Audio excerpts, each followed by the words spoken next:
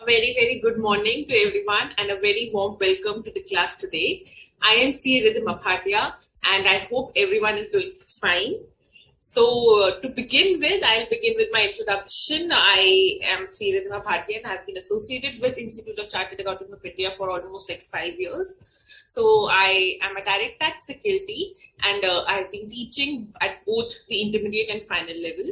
So I'm looking forward to the next 6 days whereby we'll be learning two heads of income, which is other sources, income from other sources. But before that, we'll be learning income from capital gains. Few things before we start. I really want that the coming sessions should be very interactive. Please ask your doubts, please participate. Do not think about whether the answer is correct or not, or the question is right to be questioned or not. Just be very involved in the lectures because it's a two-way process. I'll be able to give better when you people are absorbing better, and I know that the other person is getting the concept understood. Okay? So without taking much time, we'll wait for another minute and we'll start. So today I think it's an International Yoga Day also. So wishing everyone a happy International Yoga Day. And when we are studying, I think yoga becomes very important to meditate, to get that calmness. So do practice.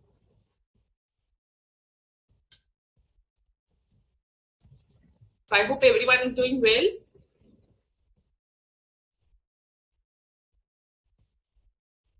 Great.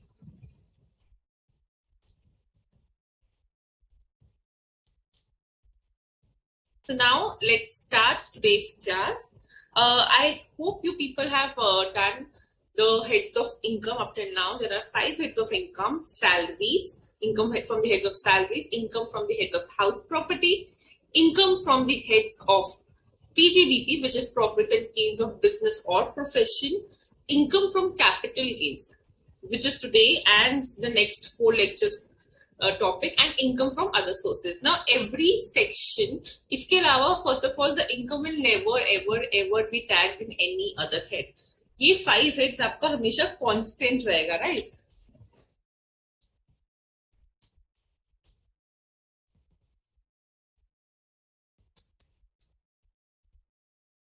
I hope the screen is visible.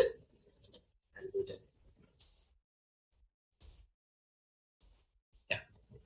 So these 5 heads will always be constant. Why? Because these are the heads only in whichever your income would be segregated. Yeah, it can happen. A same income could be a nature of business income for one and can be of a nature of capital gain for the another. Same income can go for a house property income, same income can go from other sources of income. The thing which you have to see is the intent, number one, as in the nature of income. Secondly, you have to see whether that income falls in the charging section of each head. Whether that income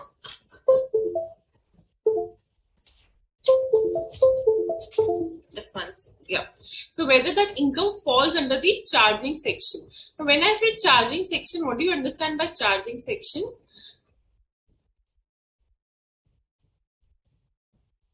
How many of you understand the word of charging section? Now, since you have covered almost 3 heads of income, what is charging section?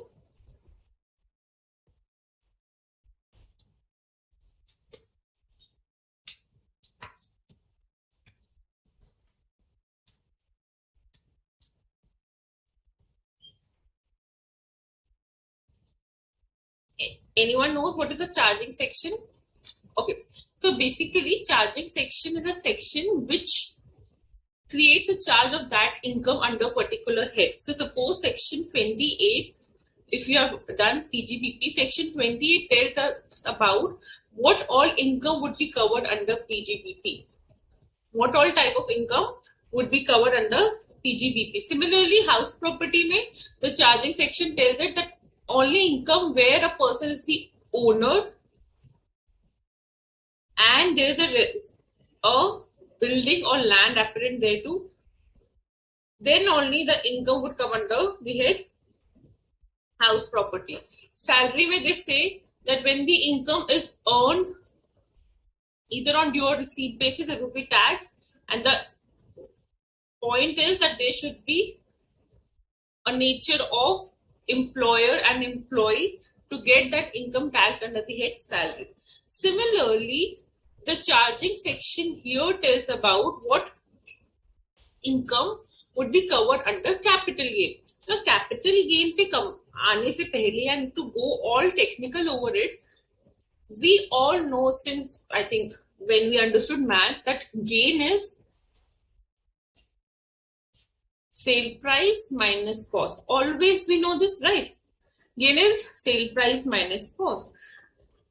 Tabhi the part is there as profit, right? We remember this. Capital gain is also something like that, but some terms which we will be using would be technical, but capital gain comes also like that. Capital gain maybe you have to take the sale part, you have to take the cost part, you have to reduce it, whatever comes would be your gain, and you will offer it to the income tax. Hamesha students remember one thing, income tax may know where your turnover gets taxed, or the gross receipt terms get taxed, or the consideration terms get taxed. Always what is taxed is the profit part, is the part or the income part which you earn, or the gain part which you earn. It is never the taxability of these terms. These terms are turnover, gross receipt, or consideration. The net of the expenses or net of the cost or net of the expenditure which you have made get taxed. So please always never ever use the term the turnover is getting taxed. Always the profit gets taxed. PGBP mein you must have learned that all turnover minus all the eligible expenses, adding all the non-eligible deductions, disallowances, then you get the profit part which gets taxed, correct? Similarly, presumptive taxation may you take turnover ka percentage which becomes my presumptive profit or assumed profit and then get taxed, right? Here also, when I'm talking about capital gain, that means whatever you're receiving on transferring an asset, uska net of the part you have invested or net of the expenditure which is incurred directly for maybe on sale or transfer, which we'll read, the net part which would be the gain part would be taxed. So never ever use these terms on that these terms are taxed. Always it's the profit or the income or the gain part. So now let's come to the charging section. What does my charging section says?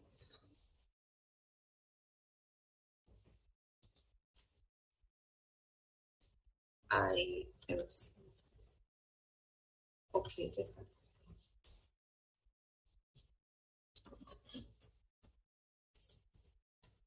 I believe the screen was not visible. Perfect.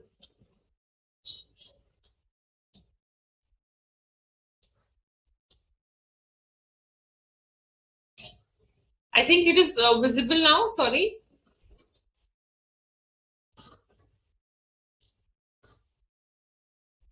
Abhi वैसे I did not write anything technical. I hope it is visible now.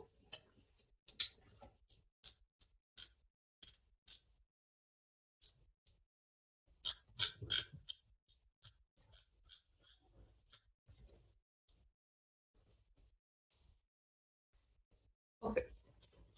Okay. So now, अब capital gain का charging section क्या है? What does capital gain actually includes is what we have to understand, correct? So now let's begin our understanding from there.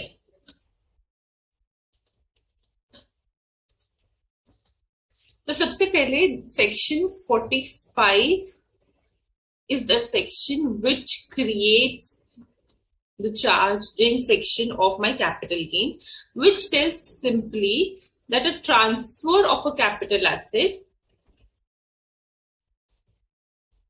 would be the gain from the transfer of the capital asset would be taxed in the year of transfer or would be offered to the income tax in the year of transfer. So यहाँ पे I've written few things. One, the transfer, any gains from the transfer of the capital asset. So what is transfer? What is capital asset? Sorry.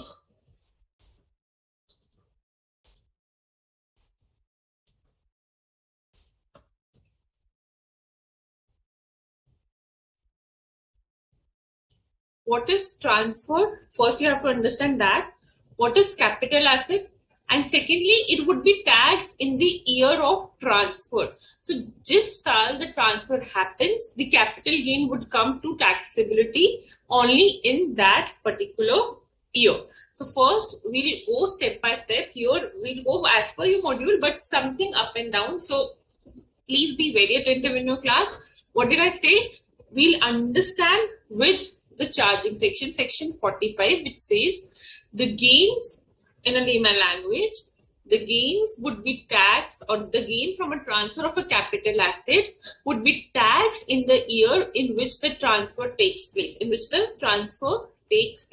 So always while doing capital gain, you have to understand three things. First, you have to see the question and you have to see whether there is a transfer or not.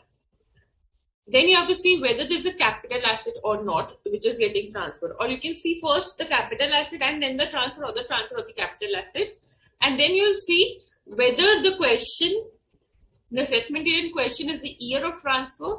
If these three things stands correct, you will offer the capital gain for that year. Okay. Now, again, we understand the definition from yahan se we can do. Section 45 provides that any profits or gains arising from the transfer of a capital asset effected in the previous year will be chargeable to income tax under the head capital gains. And it will be charged in the year, the capital gain will be deemed to be the income of the previous year in which the transfer took place. So, abhi tak kisi ko koi doubt? So, what is the charging section? Charging section means kab capital gain would be taxed. Capital gain would be taxed in the year in which transfer took place of a capital asset. Okay? Yahan tak kisi ko koi doubt?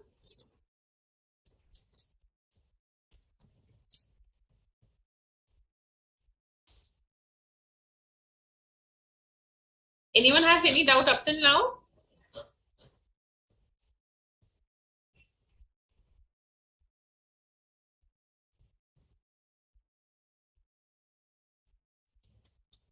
No problem, Sushil. Perfect.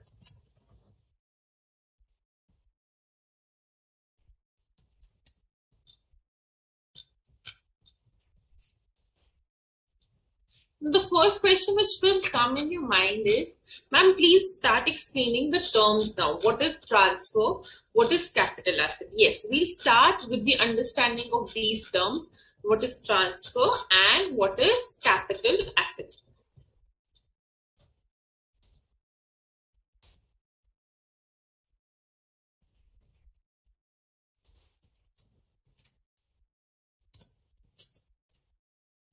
So transfers पे आप लोग क्या समझते? What do you people understand by the term transfer? For you people, transfer is only when a sale has happened, right? When a sale has happened, when you sell something, you get in return the consideration, that is a transfer for you.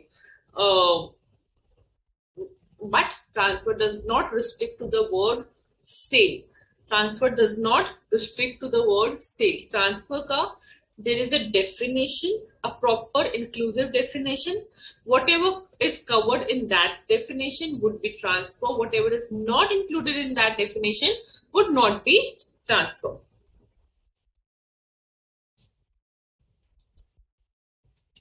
First of all, transfer, when it is a definition, maximum definitions of income tax, which is applicable throughout the Act until and unless a particular section is given under Section 2.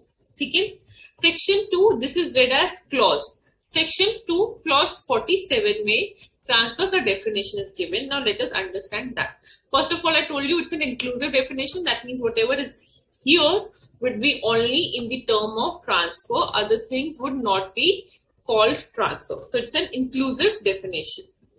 What does transfer mean? Transfer हम लोगों को अभी तक पता था selling it out. Sale of something is transfer, right? But barter is also transfer.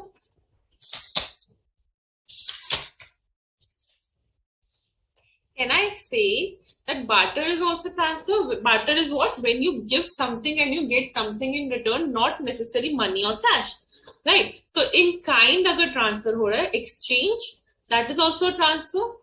Sale is definitely a transfer. When I sell something, it is a transfer. When I give something and get something in return, that is exchange, that is also a transfer. Transfer of what asset? Which I have given. Clear? Relinquishment of the asset. Relinquishment and extinguishment of any right. So relinquishment is giving up the right on an asset. So when you give up a right on an asset, what do you mean by right on an asset? Right on an asset means that you have a power of that asset to enjoy that asset. It would anything in relation to that will happen as per your consent, right? You have a right on that asset. When you give up that right, that is also a transfer, because now you are no more the righteous person to enjoy the benefit of that particular asset. That is also a transfer. So relinquishment of any asset is also a transfer. What does then mean of extinguishment? Dono something similar terms hai. So extinguishment of any rights, when relinquishment means when you voluntarily give up. Extinguishment means when it becomes cancelled or it becomes withdrawn. So if your rights are withdrawn, that is extinguishment. It has been vanished. That is extinguishment. So अगर कोई asset का sale हुआ, which we all understand is transfer, कोई asset exchange हुआ, if any asset is exchanged, that is also transfer. If my right on that asset has been given up or has been withdrawn, that is also transfer. Clear? Next is compulsory acquisition thereof. Compulsory acquisition thereof. What is compulsory acquisition? So compulsory acquisition का बहुत common examples है. This is compulsory acquisition is not that I go and I compulsory acquire your asset. No. Compulsory acquisition is a term when the government or any other authority legally acquires your asset, because India में सब कुछ government का है. Every land is of government. They have the right to acquire it from you in return of a compensation. So जब metros build होता है or some highways are constructed or something in relation to an infrastructure development takes place and your land comes in between, so they acquire. You do not have an option of not to give. You have to give your land and they give you a compensation, or the building area and they give you a compensation, right? So that is called compulsory acquisition. Now think yourself from a point of view of a person who had that land. Okay, just take a moment and think yourself from a point of view of a person who had that particular land. Now he no more has it, right? Did he sell it? No, he did not sell it. Did he exchange it? No, it was compulsory acquired. Now, the moment it is compulsory acquired, that means it's a transfer. And when it's a transfer, it's a capital gain. We'll come to it step by step. पहले हम कैसे समझेंगे? We'll understand transfer, we'll understand capital asset, and then we'll understand how to calculate the capital gain. So, compulsory acquisition of an asset is hence a transfer. Clear? Next, owner of capital asset may convert the same into stock in trade of a business carried on by him. Such conversion is treated as transfer. I'll read it again, and I think something in relation to PGBP would click here. Let's read it again. Owner of the capital asset, always think yourself as the owner of a capital asset to understand capital gain. When you're doing PGBP, think yourself as a person conducting business. When you're doing salary, think yourself as an employee. That will help you understand the terms better. Okay, so now you're an owner of a capital asset who has converted the capital asset into stock in trade. capital asset into stock in trade. This conversion, they say, is a transfer. Q, because capital asset is no more a capital asset, it has now changed into a stock in trade. Though you remain the owner only, but now from a capital asset, it has become a business stock in trade. So hence this conversion is called as transfer. This conversion is called as transfer. The moment there is a transfer, there would be a capital gain. I'll repeat again. The moment there is a transfer, there would be a charging section will arise and you have to see what is the capital gain. Clear? Now you will see, ma'am, PGBB may also be learned something in relation to conversion in section 28. What was that? That was when your stock in trade gets converted into a capital asset. This conversion was a business income. Now think again. Why this conversion was a business income? Because यहाँ पे stock and trade, which is my business income का main part, right? अगर ये sale होता, that would also have been a business income in sale.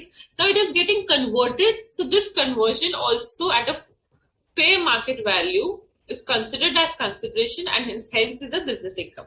So the vice versa of it comes under capital asset. But when a stock in trade is converted into capital asset, that is a business income. When a capital asset is converted into stock in trade, that is a capital gain income. Clear? Very good. Now, maturity or redemption of a zero coupon bond. What is zero coupon bond? Anyone has an idea? See, you have to participate. So let's take a pause from my part and understand what do you people understand by a zero coupon bond. Why I'm asking? Because this was there in your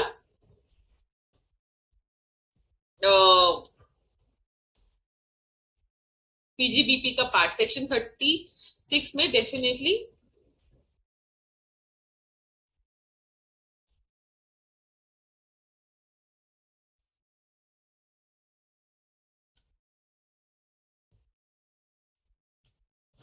you have done that zero coupon bond. So what is zero coupon bond? Very good, Himanshu. Issue price is less than the redemption price in zero coupon bond. Siddharth and Mantu, which example you're looking for? Mohammed, I'll come to your question. We have good 4 classes to answer that. Don't worry.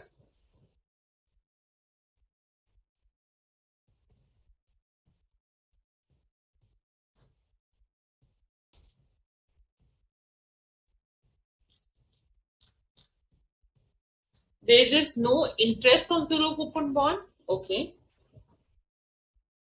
So when it says bond issued at discount and renewable at par. Perfect. So I think most of you get it right, and we will revisit all the concepts so that your concepts get more strong. Perfect. Everyone knows what is a zero coupon bond. Zero coupon means zero interest. There is no interest on the bond. Actually, I'll come to that. Okay.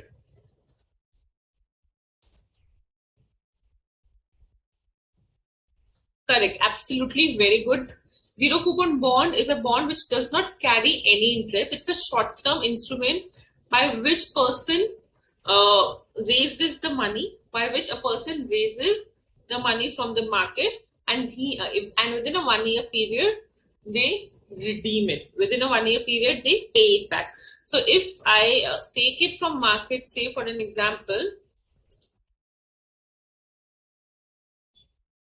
98,000 rupees, then, and I give 1 lakh in return. So this 2,000 is my part which I claim as deduction in your business income. Section 36 may, you may have read this. This part would be my business income. But coming back to now from the point of view of capital asset. So at the time when I issued those bonds, I got only 98,000. Now, when I'm paying it back, I'll be paying at 1 lakh. When I'll be paying it back, I'll be paying it at 1 lakh. ध्यान से listen, सोचना कि किसके लिए this zero coupon bond is asset. I am the issuer. and you are the person who invested. Please यहाँ पे be very very very careful on understanding what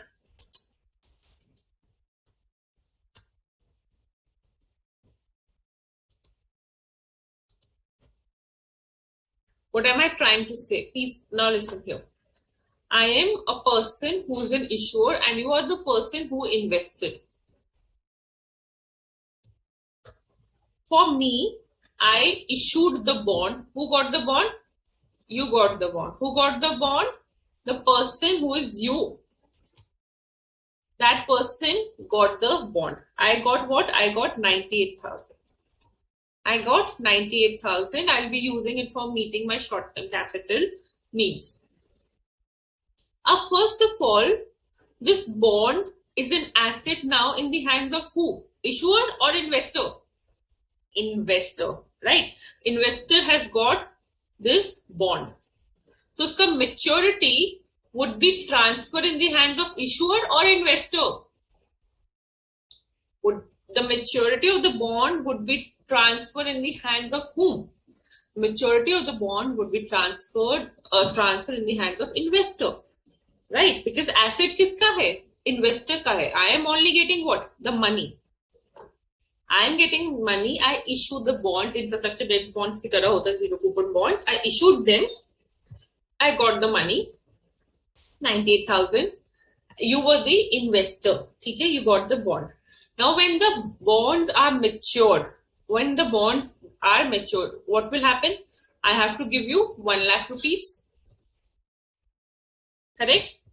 You will get 1 lakh rupees and the bonds would be matured.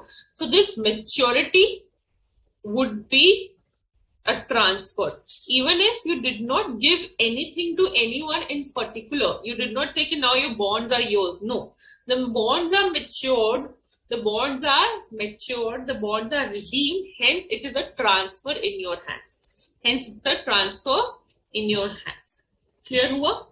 So again, and for the issuer, what will happen? This 2,000 will become part of the deduction from business income because मैंने 98,000 rupees मिले थे, मुझे मेरे को 1 lakh देना है, so 2,000 is like a deemed interest on it. ठीक है? And for the investor, this is the capital gain. And what would be the capital gain amount? That would be obviously the difference of the issue price and the redemption price. But yeah, the transfer has happened. You cannot say कि मैंने किसी को sale नहीं किया, so nothing has transferred. No. The moment maturity happens of a zero coupon bond, that is a transfer in the hands of investor. Clear? Then, next part is part performance of the contract. Part performance of the contract means sometimes possession of a movable property is given in consideration of part performance of a contract. Then also the term transfer happens. Now what does it mean? Let's understand it from an example. Mr. A enters into an agreement for the sale of his house. The purchaser gives the entire consideration to A. A hands over the complete rights of possession to the purchaser since he has realized the entire sale consideration. Under the income tax, the above transaction is considered as transfer. You say, ma'am, sale ho to gaya, why it is considered as transfer? No, let me tell you. So, एक sale कब complete होता है in the act of law when the agreement to that has been executed. So, A, suppose, had to transfer a house. Very bad. Okay. A had to transfer a house to B. A had to transfer a house to B. B ने सारा consideration दे दिया.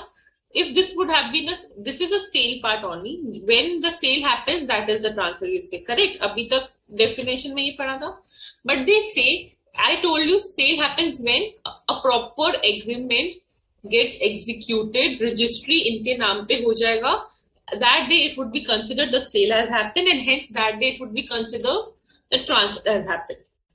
When the sale is executed, only that day transfer has happened. Why it is important to know? So that you can understand the year of taxability. Okay, so that you can understand the year of taxability. Again, I say this sale hua, that means when the sale had happened, that year the transfer has happened, hence that year the income would be taxed as capital gain. Clear?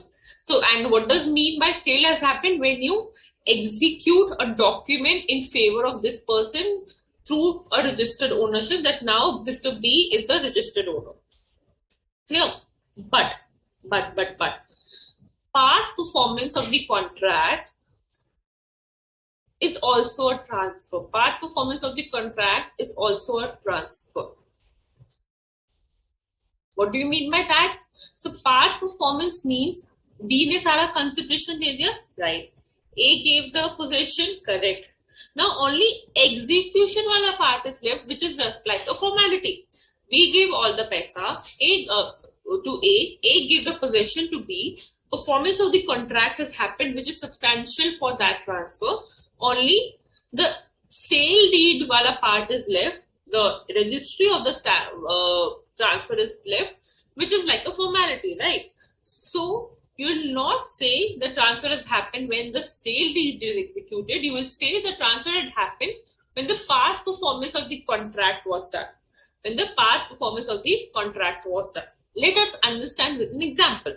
Now, suppose A and B में sale सब कुछ हो गया था, everything was done, the consideration was given, and A gave the possession on 16th March 2020. ठीक है?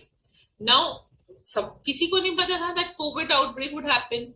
Now, registry could not happen in time, and registry could only happen when the offices were open on say 15th July 2020. Now, registry had happened on 15th July 2020. That means sale as per law has happened on 15th July 2020. But here, possession was given, consideration was taken, part performance of the contract had happened. So, transfer has happened when? Here or here? On 15th July or on 16th March? If you will read only the first part of the definition, which is A part, you will see on 15th July. But as we go forward and we come to the sixth part of the definition, I'll say 16th March because part performance of the contract has happened. So the capital gain would be taxable in the previous year 1920 instead of previous year 2021 because transfer has happened in previous year 1920. Got this point?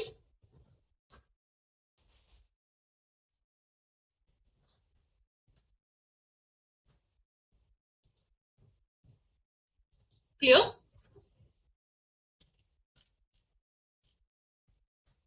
Very good. Very good, Himanshu, Preeti. Good, good.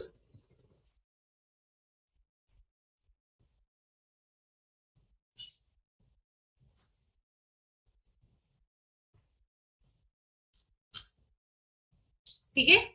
So that is why a transfer also happens when a part performance of the contract happens.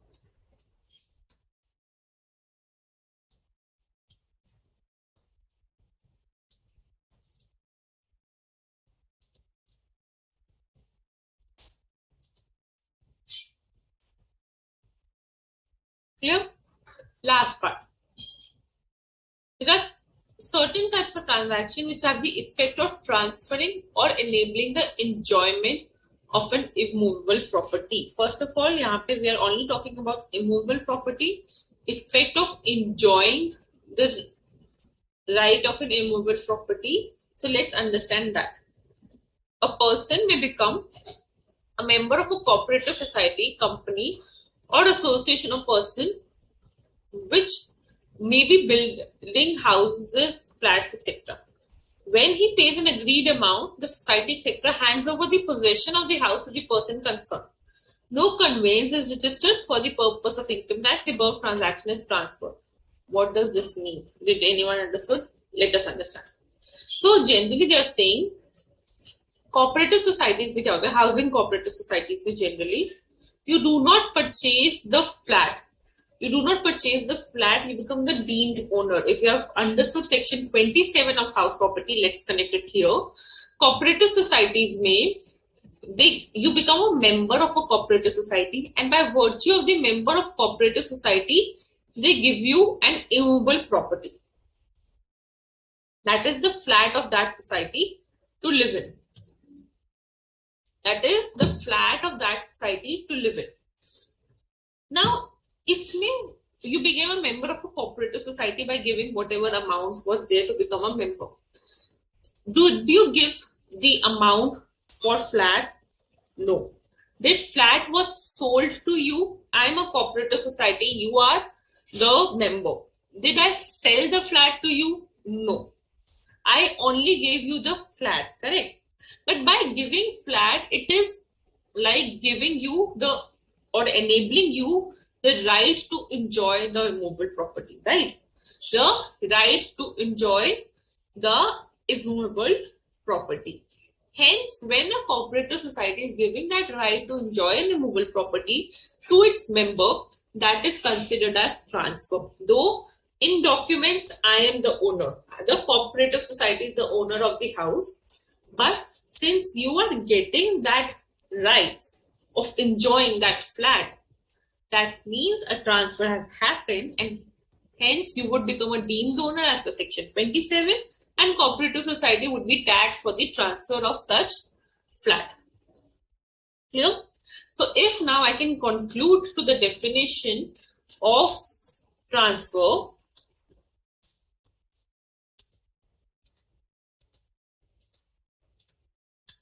What does transfer mean? When there is as per section 2, clause 47, when there is a sale, when there is an exchange, when there is relinquishment of asset or extinguishment of any right, when there is compulsory acquisition, when there is a conversion of stock in trade, a capital asset into stock in trade. Example, capital asset into stock in trade. Suppose I am a jeweler, okay?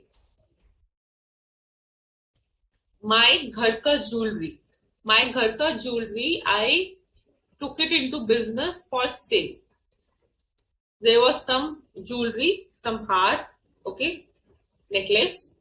I took it into the business for sale. The moment I took it into business for sale, this conversion is capital. This conversion is transfer, and hence capital gain would be attracted. How it would be attracted, how the calculation will happen, this we will see in the coming classes. But for you to understand, this conversion is a capital. This conversion attracts capital gains. How? We'll see. Okay? Similarly, if you are into real estate, you're into real estate, you build houses. For you, houses are stock in trade, right? So one of the house which you built, now you transferred it to in your name for your own residence. That is conversion of your stock in trade into capital asset. That is conversion of your stock in trade into capital asset. This conversion of stock into capital asset would be your business income.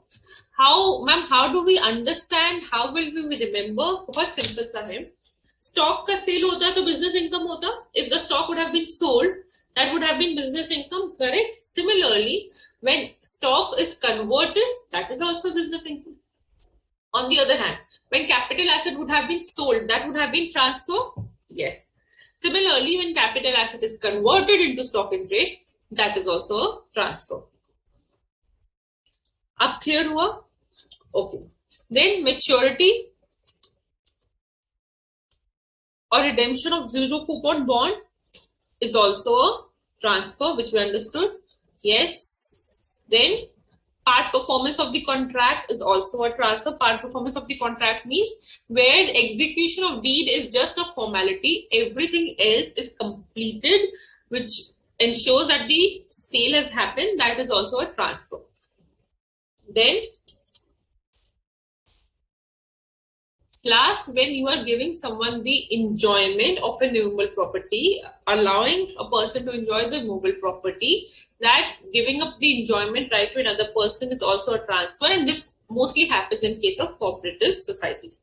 So all of these 7 transactions only will come under the head capital gain. Anything else would not be covered under transfer and hence would not be covered under capital gain. So now think and think कि इसके अलावा is there anything? No. So they have covered everything which can come in the term. See, sale in itself is a huge term to cover all of these things.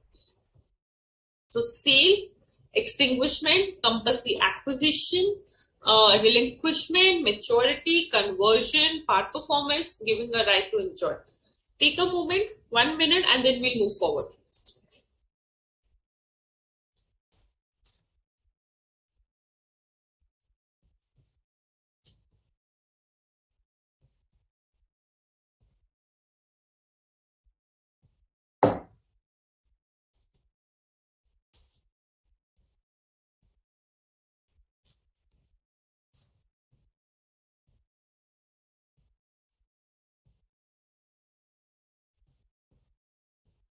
Deepika is asking, what is relinquishment example? Okay.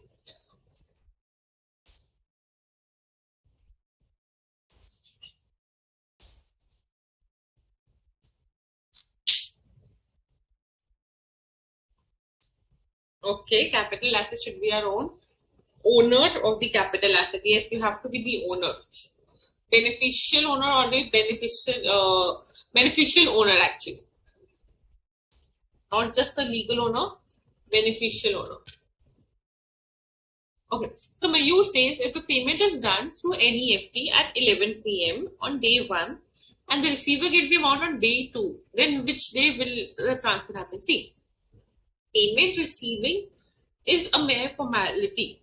When you have actually given up the right, you have actually given up something or you have sold it, देखो transfer अगर आप accounts की sense से समझो, when a right of an asset is given up, correct? So it may happen I have sold everything, I have given the property or I've given the asset, the payment is getting received after 10 days or 15 days. That does not matter. The point is when the transaction has happened, when the nature of essence of a transfer has happened, when the sale has happened, when the exchange has happened, when I no more enjoy the right to that property. That is a transfer. Payment could be received after 1 day, 2 days, 3 days. That is okay. Preeti, all of these questions for conversion we'll see.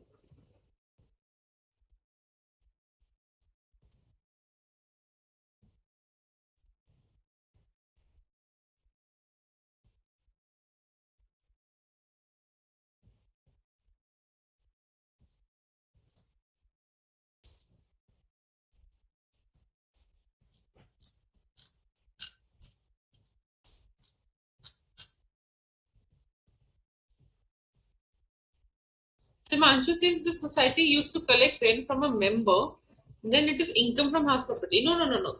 See, members have cooperative societies and members mean there is an agreement. They give, it can be through a monthly share which a member has to give to be a part of that house cooperative society, or the member could be giving a lump sum to become the part of the or the member of that cooperative society. That is depends upon the cooperative societies and the member agreement.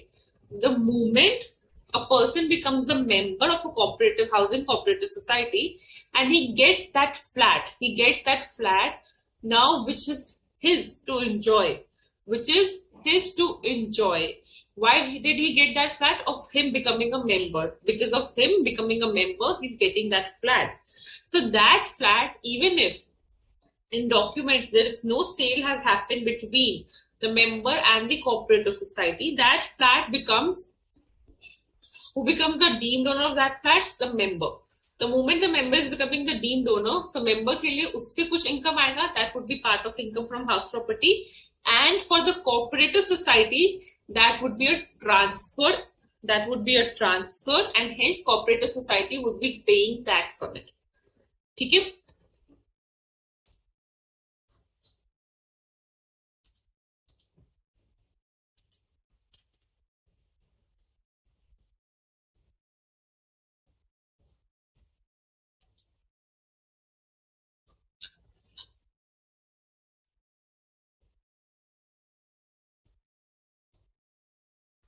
Transfer would be capital gain income, then it is capital gain in hand of transferee.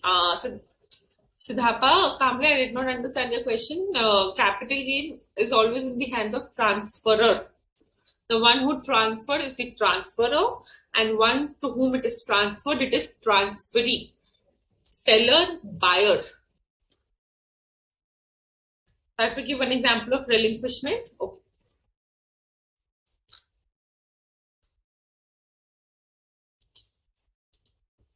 Archie, transfer is not delivery of assets. See, transfer is sale, exchange. And when we say sale, exchange, that means if I've sold something to someone, that means I've given up a right on that thing.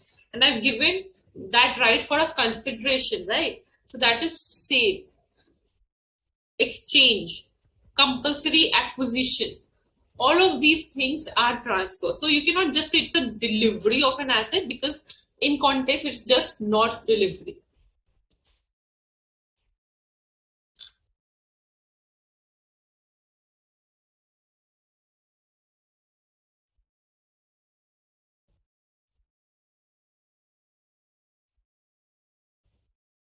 Okay, I'll try that mute.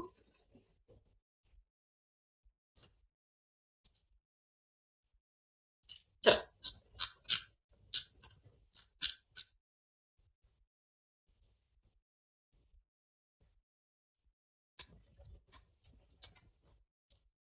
okay, Siddhapa has a very genuine question.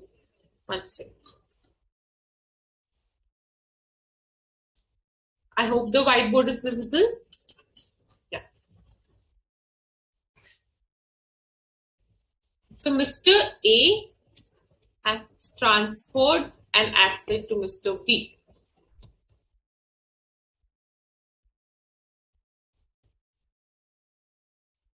Mr. A has transferred an asset to Mr. B. Now, who is the transferor? He is the transferor, and he is the transferee. He is the transferor and he is the transferee. Correct? Now, Mr. A has transferred a capital asset, first of all. Dappa, this is for you. We generally use the term seller, buyer, right? But it is technically transfer or transferee. Now, the transfer can happen by any mode, which we discussed under section 2, clause 47. Now, for whom the capital asset has transferred? This person, Mr. A. He might have received any consideration, we see.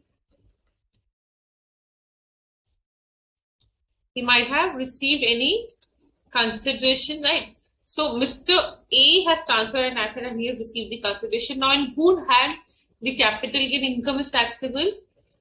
Mr. A, because the transfer has happened from Mr. A, whose capital asset has gone. Mr. A's capital asset has gone.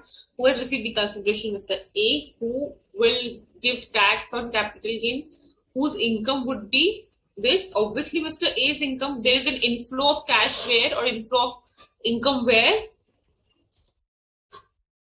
In the hands of Mr. A. So, hence, Mr. A would be paying tax or would be offering that income for taxation purpose. Clear?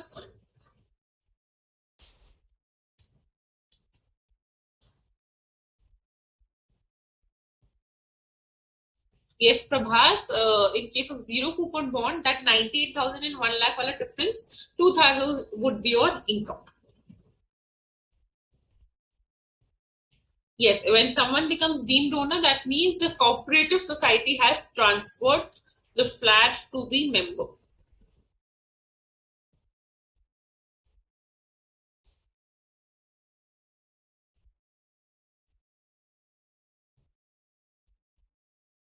No, if they are giving it as a rent, you have to see whether they are giving it as a full enjoyment of property, because that rent is like a share of membership.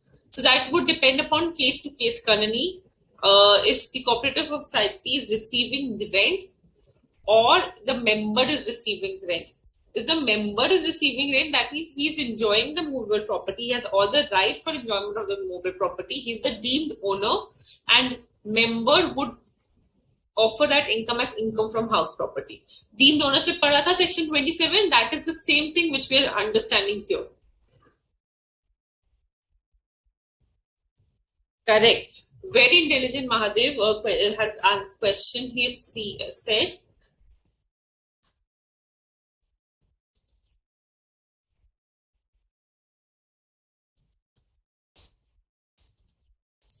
यहाँ पे फिर से समझते हैं. Just one second.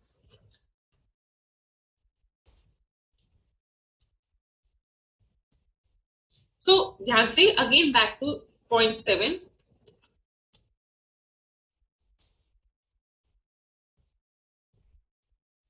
This is XYZ cooperative society. Okay.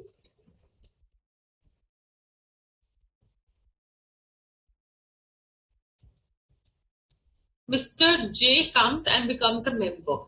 Now, Mr. J could be giving his share of membership as monthly or lump sum. Some membership certificate is issued to him. That is between the cooperative society and Mr. J. The moment Mr. J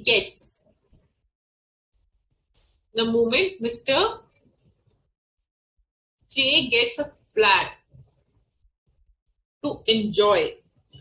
A flat to enjoy, when I say a flat to enjoy, is not a flat to party. A flat to enjoy means the right of that flat has been given to Mr. J. The right of that flat has been given to Mr. J, that now you will stay here as long as you are the member of the property, that a member of the cooperative society. That means Mr. J now has become the deemed owner in provisions of section 27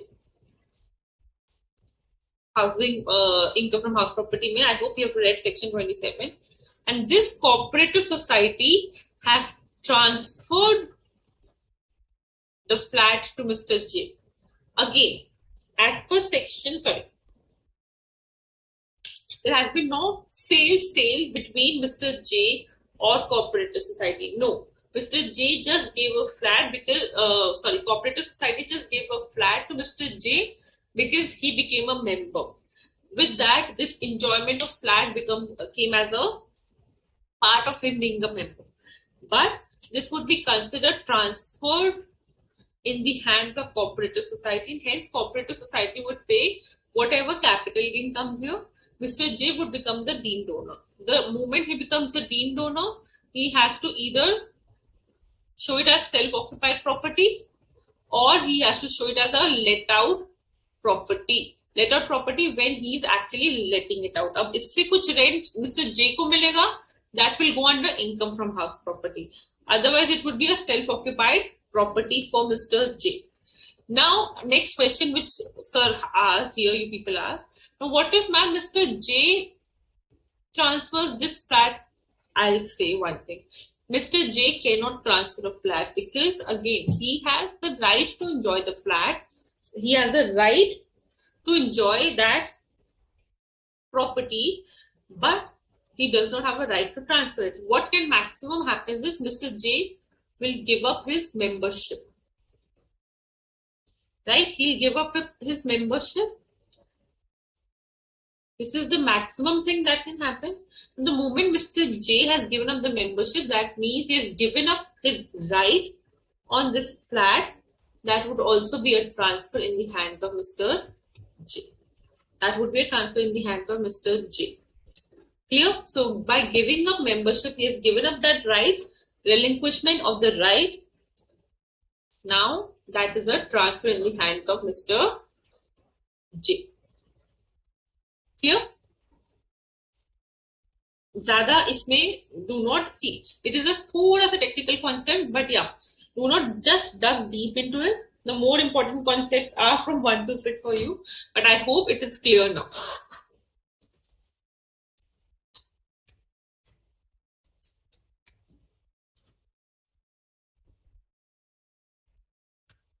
The membership amount, Rekha, obviously something cooperative society would be taking up. Yes, Siddhapa, whatever amount he's receiving, we'll see whatever amount is what. Again, how to calculate capital gain is something which is the coming up story for us.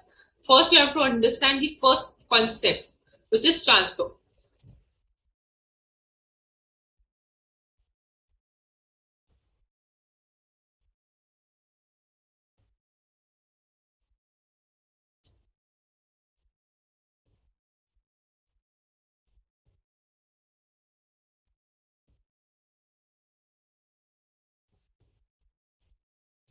Pooja, you have very interesting observation.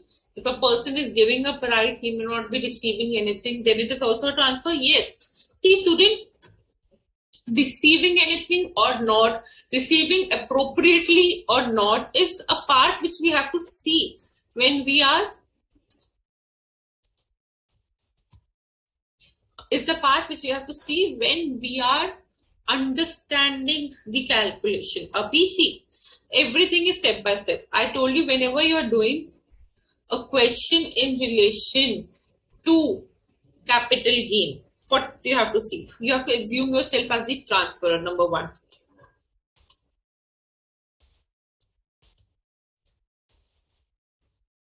Secondly, yeah, so if you assume yourself as the transferor. The transferor means you are the owner. So सबसे पहले question you see whether the transfer has happened. If the transfer has happened, and how will you see the transfer has happened? It would be written Mr. A sold his asset, Mr. A exchanged his asset, Mr. A's building was compulsory acquired.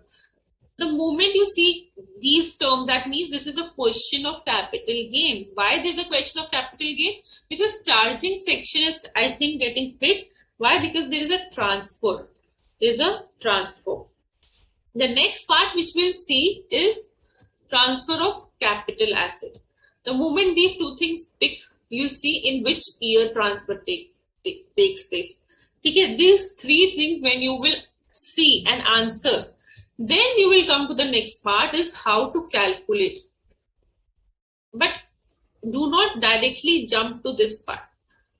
Do not directly jump to this part. Move it step by step. Okay?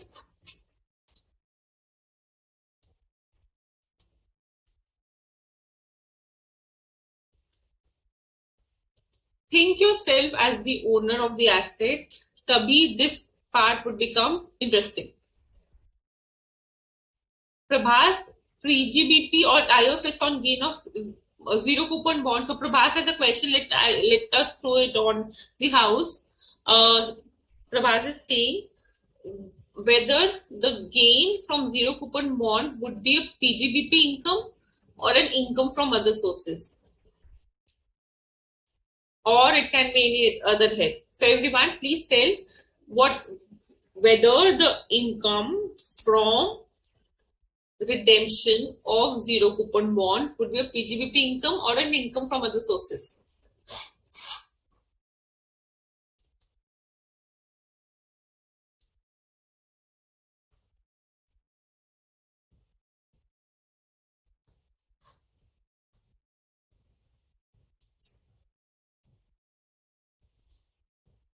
Come on.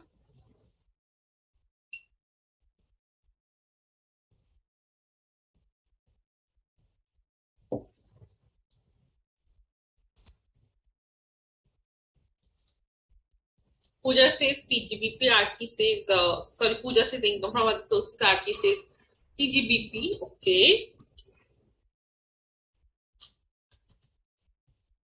Mahadev says capital gain, thank you. Ankit says capital gain, thank you so much. Mayur also, thank you so much. So,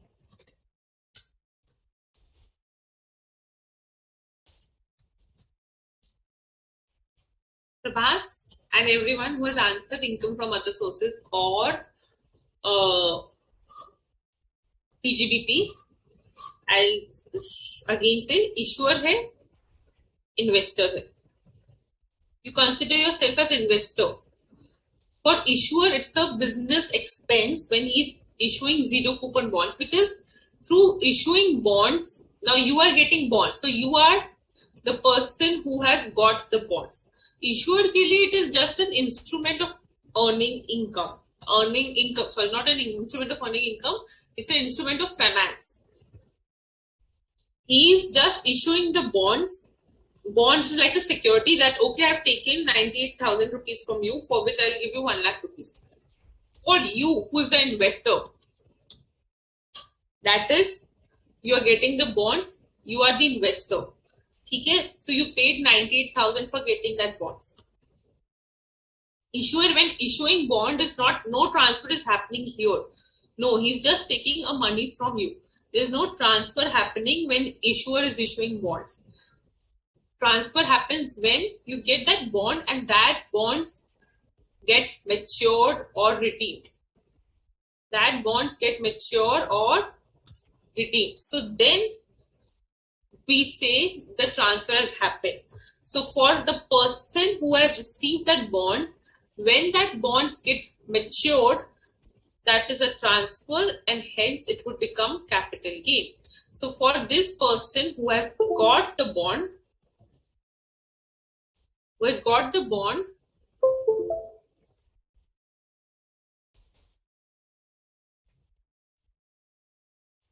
he gave 98,000 rupees and he has received 1 lakh. So this 2,000 would be the capital gain. And for this person who's the issuer who got 98,000 but was paying back 1 lakh, so the difference of 2,000 is a section 36 deduction, eligible deduction, which he'll claim as a deduction from his business income. Clear, Prabhas? Clear? And everyone who answered it as PGBP or capital gain or income from other sources, clear? Kushia, Vijay.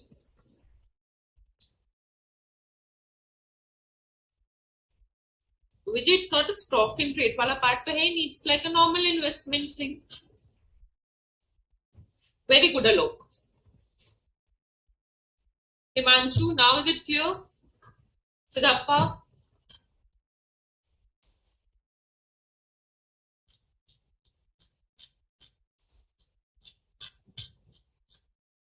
Good. So always see, एक ही transaction students can impact two person differently. So you have to think yourself from the position of both the person. If I am talking about a business income, then I have to think myself from the person's issuer perspective.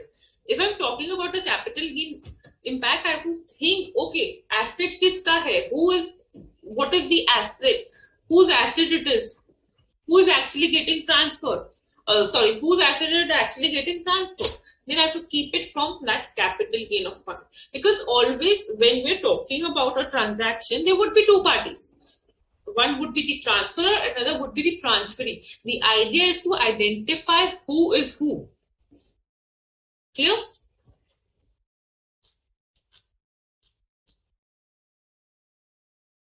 Good. Everyone, can we move forward?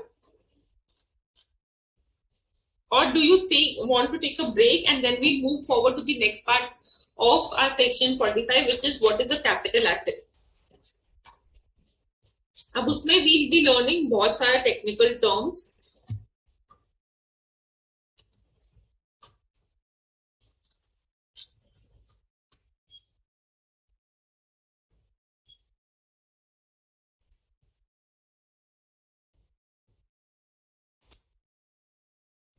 So what we'll do is,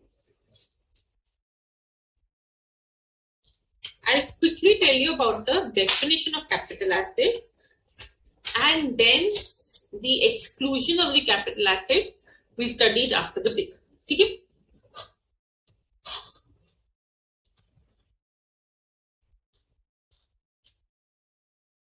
Okay, sorry, Deepika had asked relinquishment example. My bad. Sorry. Okay. So Deepika, relinquishment, kahin na kahin we saw like when the member gave up his right of a cooperative society. Suppose now Listen carefully.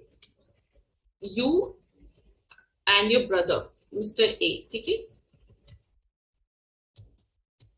Both of them are a co-owner of a property. This generally happens in India a lot. So both of you are a co-owner of property. Mr. A, which is your brother, and Deepika, both of you are a co-owner of your property. Both have 50-50% share. Okay? But now you move to abroad and you are like, okay, I do not want this. So you give up. I do not want anything from property. You give up your right. You gave up your right. Which you had on this property. 50% share tha aapka property pe. 50% was of Mr. A, your brother, and 50% was of you. Okay? So you moved abroad and you're like, I'm settled here. I'm here for 15-20 years. I do not wish to come back to India. So I'm not interested in this property. So I'm giving up my right on it. So as in a relinquishment of right on it.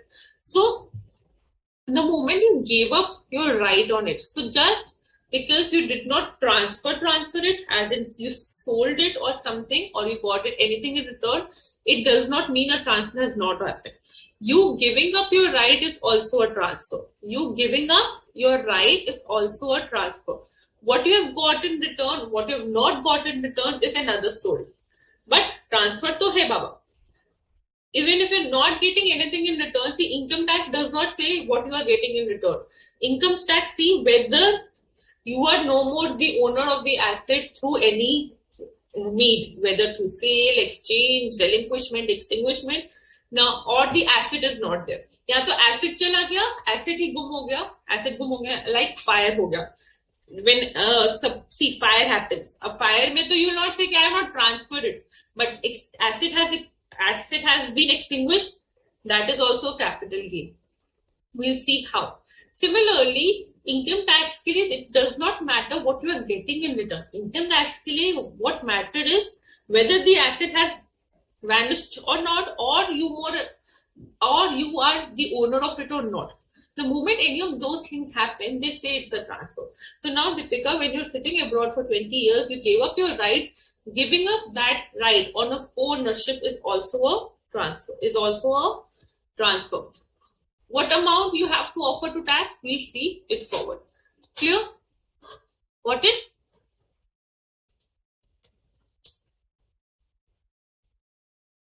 ठीक है? Great.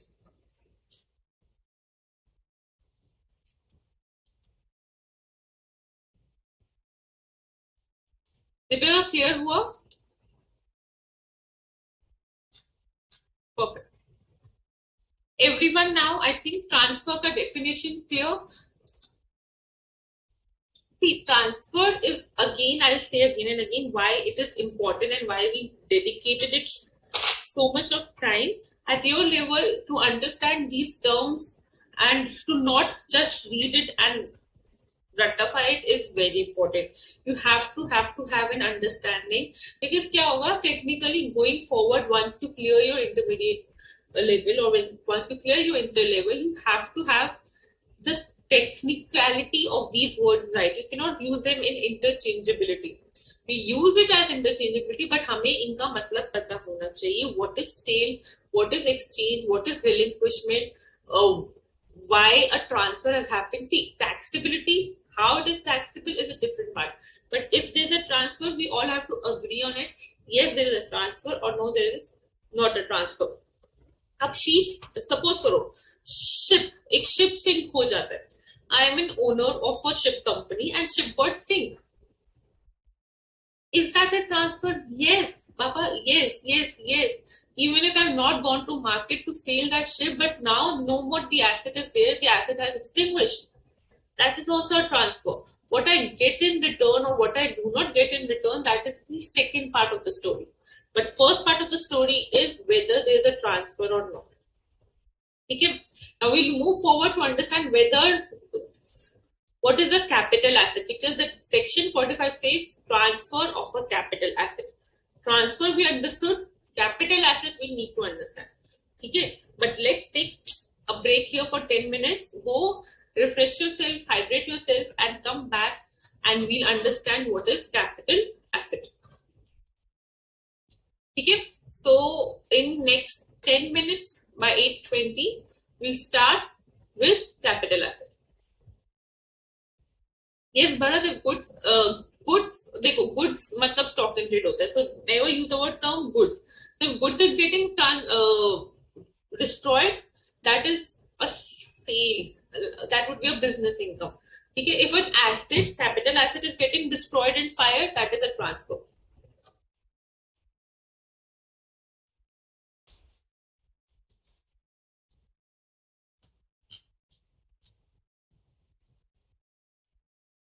Inherent transfer of property is also a transfer. See capital, देखा सी capital loss आ रहा है या capital gain आ रहा है, वो we have to see. Maybe you might recover any mounted insurance, right? So we will have to see, but what we all have to agree is the transfer has happened.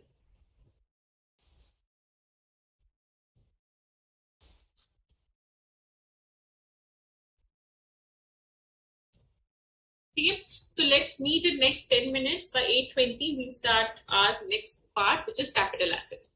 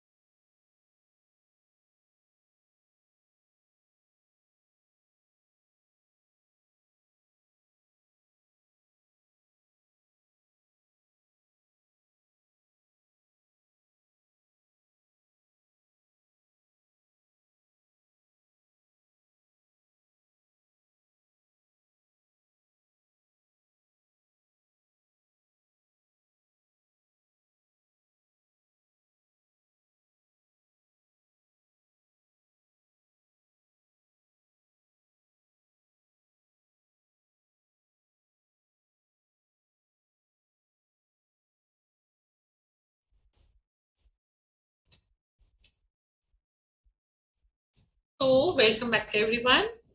I hope everyone got a break. Sure. So now with this, for the next 1 hour, now we'll understand capital asset.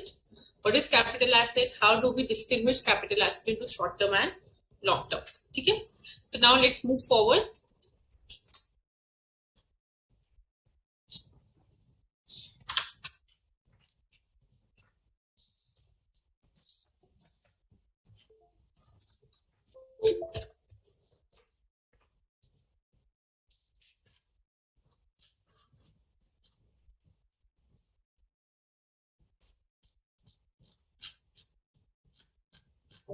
Okay. Sharing my screen once.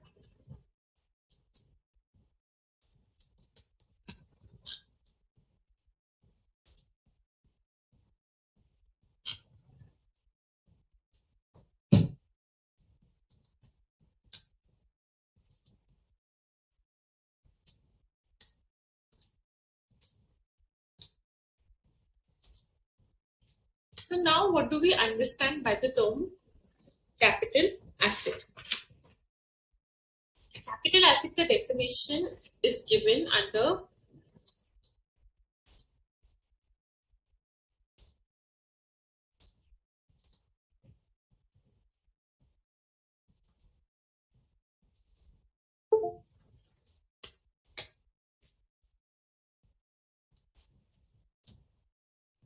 section 2, clause 14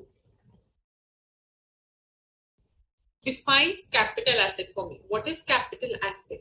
So capital asset को बहुत ही simple तरीके से they've said कि what all you can see basically any property which is held by an assessee, which is held by an assessee.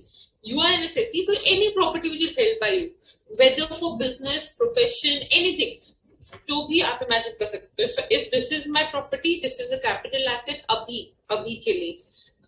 If I'm teaching on computer, that is a capital asset for me. So anything, any property which is being held by me is a capital asset. Which is being held by me is a capital asset. Whether it can be for business, whether it can not be for business. So if machinery for business is a capital asset, anything which you can think of or see right now, the chair I'm sitting on, anything, everything is a capital asset as per section 214 का first part. हमने कहा ठीक है, so everything which is held by assessee is a capital asset. But इसके साथ एक तो ये हो गया, so any asset held by assessee. Then they included that one more thing in the definition.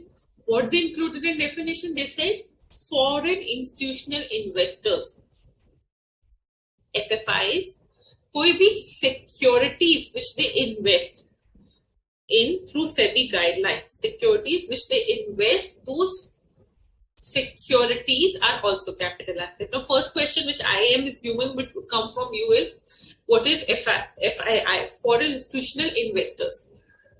Foreign institutional investors, as the name suggests, they are the investor in Indian market. They are the investor in Indian market, but not of India. So they are basically of foreign. So when you are a foreign, you are sitting in a foreign country, and वहां से you invest in the capital markets of India. In the capital markets of India, that is a foreign institutional investor. So I'm not talking about any person, Mr. X, who is a non-resident sitting in US and investing in Indian stock market. No, that he is not a foreign institutional investor.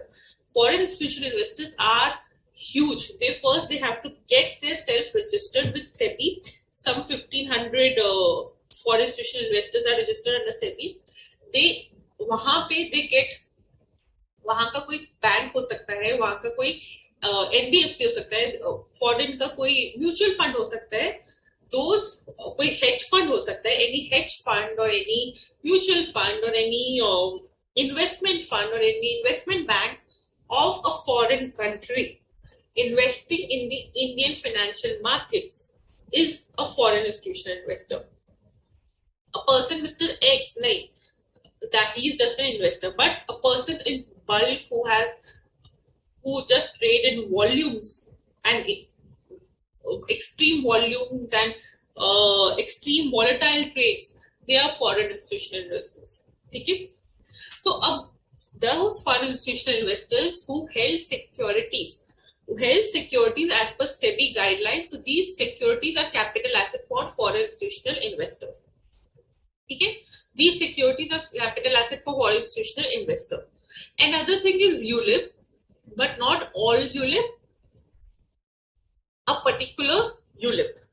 No, ULIP का ये amendment is not, I think, in your syllabus. So I'll quickly just touch it for the purpose of understanding section 2 clause 14, for the purpose of understanding the definition of capital asset. Now ULIP क्या होता है? First I'll tell that. See students, I'll always try to tell you the actual meaning of those concepts, whether they are relevant for your exams or not, because definitely they'll be relevant for your understanding, or they'll be relevant for your understanding for exam or understanding in real life. So try relating to concept, do not just stratify. Okay. So now coming back to ULIP. ULIPs क्या होते हैं? Unit linked insurance plan. This you should know again. Unit linked insurance plan means these are a combo in which you get an insurance and you get some units in the stock market. That can be equity units, that can be debt units, that can be debt. So it's a combo in which I pay a premium. A premium pay करते हैं, insurance मिलता है. Okay. So here by paying premium every year, I get insurance coverage also, life insurance coverage also, and I get some amount of my premium get invested in the stock market also. So it's a combo where I get the benefit of stock market, along with that I get a benefit of insurance. This you have to understand. Now, कौन सा ULIP is a capital asset? Premium पे करके insurances are never capital assets. But since ULIP में investment part है, that's why some specific ULIPs are capital asset. What ULIPs are capital asset? Where the premium in 1 year is more than 2,50,000. Premium in 1 year is more than 2,50,000, or where I have invested in multiple ULIPs, and in those multiple ULIPs, the aggregate premium is more than 2,50,000. Now, what does it mean? So, if I have invested in ULIP 1, ULIP 2, ULIP 3, ULIP 4, here the premium is going on 75,000. Here the premium is 75,000 again. Here the premium is 1 lakh. Here the premium is 60,000. So here individually no premium is more than 2,50,000. But in cumulative, all these ULIPs would be my capital asset if the aggregate of premium, that is plus 1 plus 2 plus 3 plus 4, is more than 250. Then these ULIPs would be my capital asset. Back to the definition of capital asset. Again, you do not have to remember this because the amendment as per section 10.10d, I think it's not in your syllabus. But to understand capital asset ka definition, this is what is. Coming back to capital asset ka definition. So for me, what is a capital asset? Any asset. Any asset is a capital asset. For FFIs, for institutional investors, the securities which they held is a capital asset for them. And ULIPs where the premium is more than rupees 2,50,000, or in aggregate if it is more than 2,50,000 during the year, then all of these are my capital asset. Is the definition over here, ma'am? No. They understood that any asset cannot be capital asset. We have to come up with certain exceptions to it. Kuch bhi, whatever you can imagine is a capital asset abhi tak, at this point, right? Now they came up with the exception.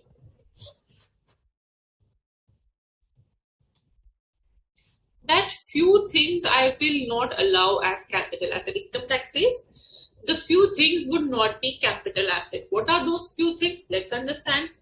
First is stock in trade. Your stock in trade will never be your capital asset. Stock in trade is stock. So अभी आपने क्या किया? सबसे पहले capital asset का definition understand करने के लिए we understood anything which we can which is held by the assessee. Anything which is held by the assessee is capital asset, correct? That we understood. But now we are saying, अब इसमें से let's filter something out. Stock in trade will not be my capital asset. Stock in trade will not be my capital asset. So if I'm into a business of, say, mobiles, so mobiles would not be my capital asset because they are my stock in trade. Clear? ठीक है, mobile हट गया because अभी तक तो यहाँ पे business, non-business सब assets है. Now stock in trade is no more capital asset. Next, they said personal effects item. This is very important. Personal effects items like clothes, furniture, electric fittings, these are also not capital asset. Now, पहले उन्होंने इतना बड़ा definition दिया. Now they are filtering things out. So now, as a matter of this chair is not a capital asset because it's a personal effect item. What is personal effect? Which is any movable property. First of all, any movable property which I'm using for my personal use, which an assessee is using for or holding it for a personal use. So now, for example, again, this mobile phone, since it's used for a personal use, again, it's not a capital asset. The car which I drive in is not, if I'm using it for a personal purpose, is not a capital asset. The car, if used for business purpose exclusively, is a capital asset, Baba, because personal purpose के लिए use नहीं हो रहा, business purpose के लिए use हो रहा. Then these books which I'm reading it for the purpose of my own knowledge, personal purpose, books, if a business asset, would be obviously capital asset. Anything else which you can think of, this computer is, I'm using it for my personal purpose, it is not a capital asset. Okay, so stock in trade हटा दिया, personal effect हटा दिया. Personal effect हटा दिया, stock in trade हटा दिया. Any doubt up till now? But यहाँ पे this did not stop. They said कि अगर everything is a personal effect, then what would be asset? कुछ बचेगा ही नहीं, right? If everything will remove from personal effects, if personal effects is removed from the asset, then there would be no asset left. So they created an exception to personal effects.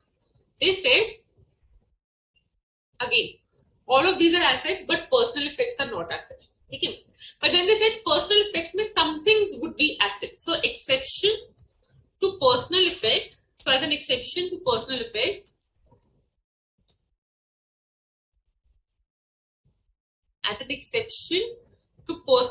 they listed on few items which are exception to personal effect. So if they're an exception to personal effect, that means they are a capital asset.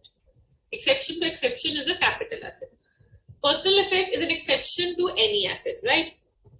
But personal effects में कुछ चीजें we'll see which will not come in personal effects, and hence they would be my capital asset. What all? First of all, jewelry. Jewelry, even if for personal purpose, would be capital asset. Jewelry, for personal purpose, would be capital asset. Next, archaeological collection. Archaeological collection. Don't mind my spelling and handwriting. Archaeological collections क्या होते हैं? Something which I have of ancient times with me, like a very ancient, say, sculpture, any ancient thing I have, like a coin or something. That is a personal effect item. वो मेरा personal है, but it's a capital asset. So when I will transfer this capital asset, there would be capital gain. Drawings and paintings. Drawings and paintings are also your exception to personal effect, and hence they are capital assets. These all are my capital asset. Paintings, we are not talking about paintings which you meet in school. No, paintings which are worth of lakhs and rupees, where those are actually in your house or in your place, whatever, but they are for personal use, but they would be your capital asset. So when you will transfer those paintings, it would be your capital gain. Okay? Then sculptures.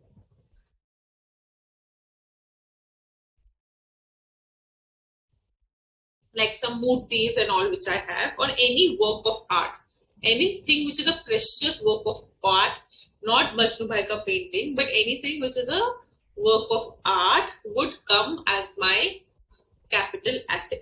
Now, jewelry may anything can be a jewelry, silver, gold, diamond, platinum, any precious stone, any precious metal would come in jewelry. Precious stone zaruri nahi hai ki it should be embossed or it should be sewed into some material. No, precious stone agar mere paas koi precious, I have a panna like this in a raw form, that is also a jewelry.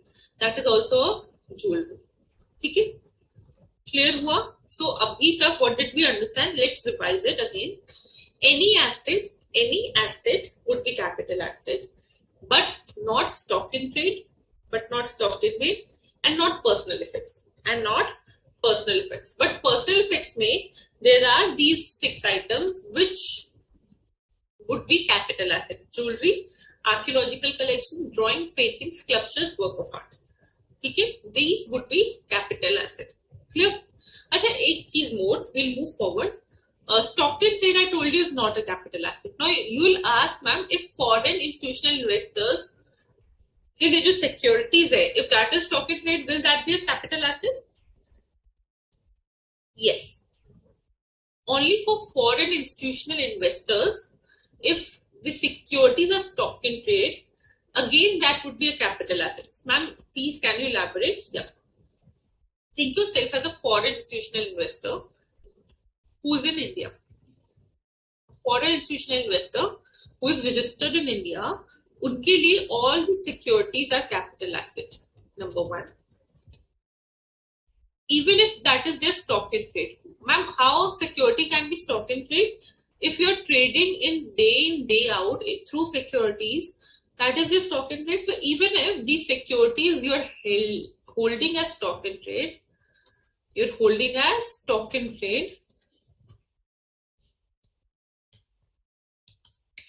then also any gain, any income which is arising from this would be your capital gain income. Why? Because these securities are, even if held as stock in trade, is your capital asset. Capital asset का definition में लिखा है, any securities held by foreign institutional investors are stock in trade. ठीक है? But for a common person,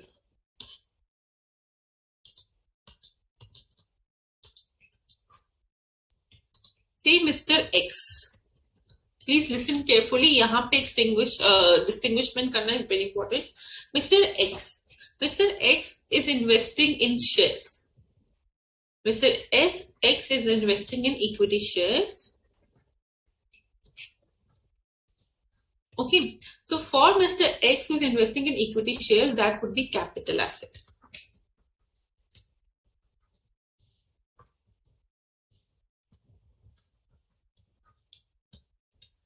ठीक है, because ये personal effect की भी definition में नहीं है, right? That is a capital asset. But if Mr. X is frequently investing in equity shares, उनका main business is trading in equity shares, not investing but trading in equity shares, then equity shares would be stock in trade for him.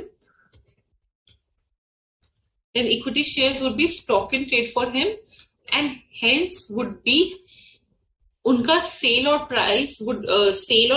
purchase would impact his business income, and hence would go in his business income, because stock in trade for us is not a capital asset, correct?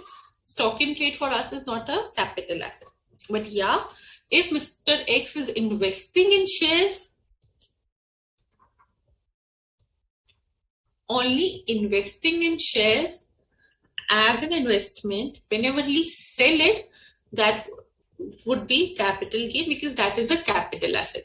Transfer of a capital asset is only taxed as capital gain, right? So if it's a capital asset and there is a transfer, then only capital gain would come. So here in this case, it would be capital gain. But if he's frequently trading, that would be his stock in trade, and stock in trade is not in a definition of capital asset. It would be his business income. But for foreign institutional investors, even if they are investing or trading or doing whatever, Stock securities for them will always be capital asset. They will not be stock in trade. Clear?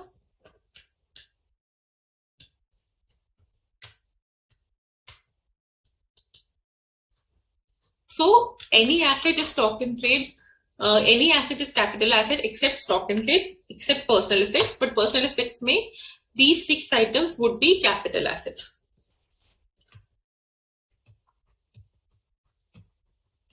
Next, we move forward to rural agricultural land. My exceptions to capital, exception to all assets may. Next exception is rural agricultural land. So again, for the purpose of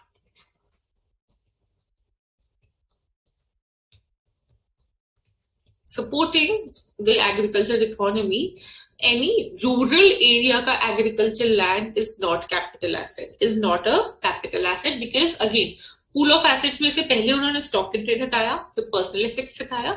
Now they have removed rural agricultural land also. They have removed rural agricultural land. What is rural agricultural land? Which is not an urban agricultural land. What is urban agricultural land? Which is not a rural agricultural land. No. So there's a definition of urban agricultural land. Let's first understand that.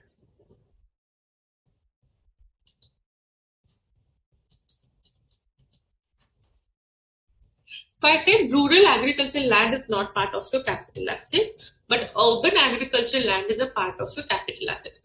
Agricultural land सिर्फ खाली नहीं लिखा हुआ question में, it would be either written it's a rural agricultural land or it's an urban agricultural land. Rural agricultural land का sale अगर आप करते हो, will that be a capital gain? The answer is no. Why? Because it's not a capital asset. It's not a capital asset. Urban agricultural land, if you do the sale, that would be a capital gain? Yes, because it's a capital asset. But what is urban and what is rural? So any land which is not an urban land or which is not in an urban area is a rural agricultural land. But then what is an urban area and what is an urban agricultural land? Isko we'll understand with the help of a diagram.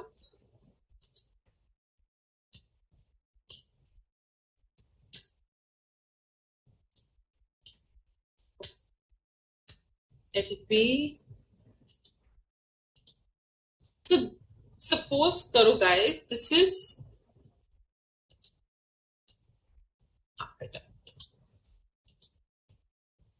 okay. So this is an area which is a municipality area or a cantonment area, and this has a population of more than 10,000. The moment a municipality area has a population of more than 10,000, it becomes an urban area.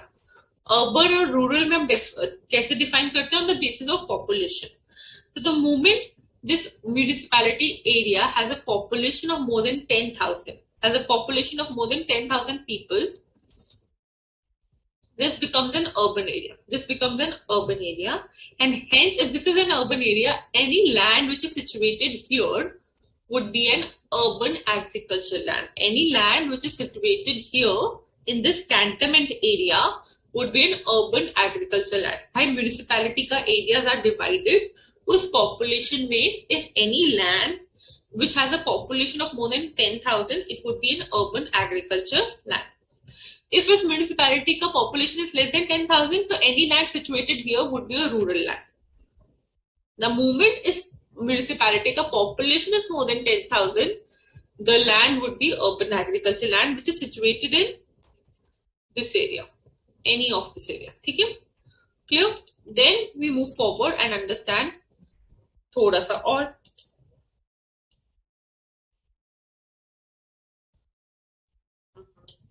Forget it. Let's try.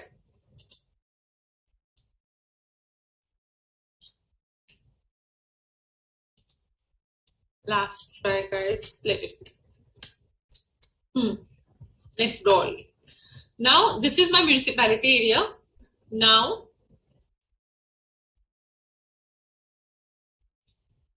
any area within the 2 kilometers from anywhere, from here, from here, from here, from here, 2 kilometers will also be an urban area, So this is the municipality board.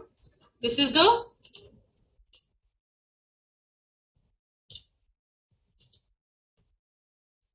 municipality area, okay, यहाँ का population is more than 10,000, this municipality area would be an urban area.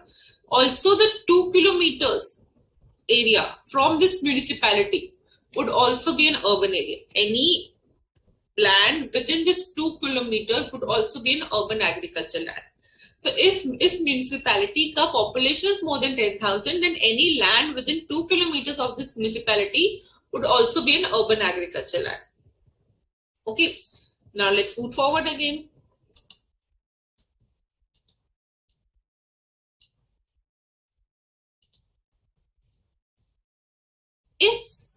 Ma'am, what if municipality ka population is less than 10,000? So, Baba, no problem. Then nothing would be your urban land. Everything would be a rural land.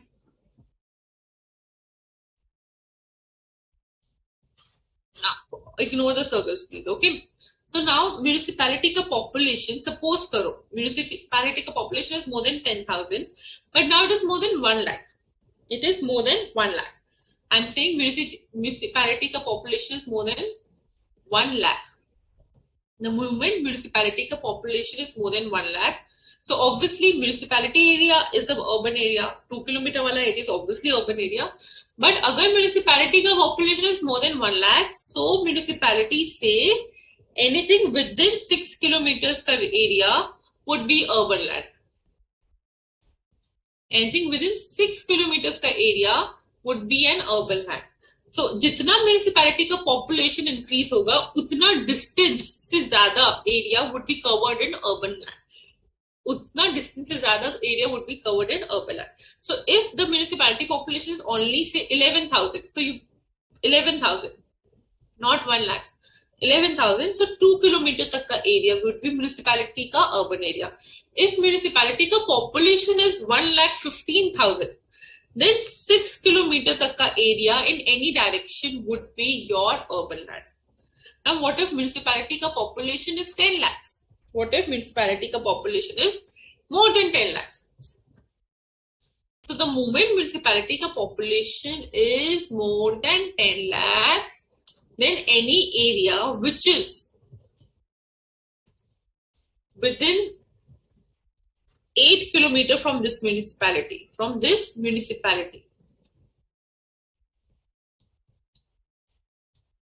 that would also come into urban land. That would also come into urban land. So, agar municipality ka population, this municipality area ka population is more than 10 lakhs, so 8 kilometer tak any area would be urban land. Beyond 8 kilometer, वो देखना पड़ेगा वो किसी और municipality पे तो नहीं आ रहा, right? If beyond 8 kilometer, it would not matter to this municipality population. वो आपको देखना पड़ेगा if that area is not covered under other municipality. Okay? So again I'll repeat, what rural agricultural land is not a capital asset. Urban agricultural land is a capital asset. But what is a rural agricultural land? It's a land which is not situated in an urban area. What is urban area? Urban area would be any area of a municipality or a cantonment area if the population is more than 10,000. If the population is less than 10,000, then municipality is not an urban area. But if a population is more than 10,000, municipality is an urban area, and 2 kilometers tak, whatever comes is also an urban area. So hence any land situated here would be an urban agricultural land. If municipality population is more than 1 lakh, then 6 kilometers tak ka area would be urban area from that municipality. If municipality population is more than 10 lakhs, then 8 kilometers tak ka area would be urban area. Clear?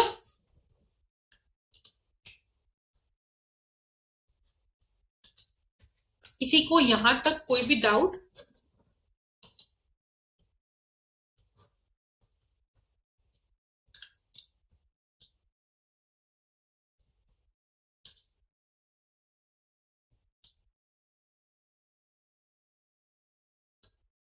Is there any problem in the audio?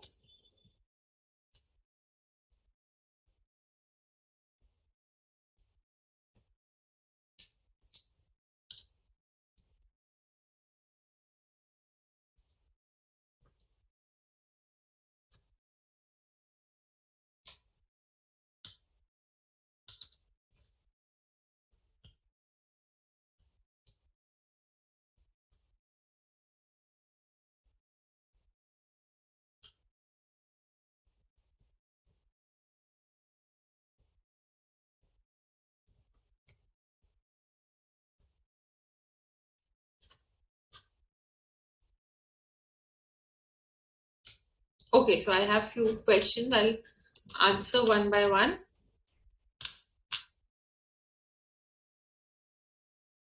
So, okay. Aradhana says, what is rural? So, Aradhana, rural land would be the land which is not situated in these areas. Suppose karo, okay, let me answer this.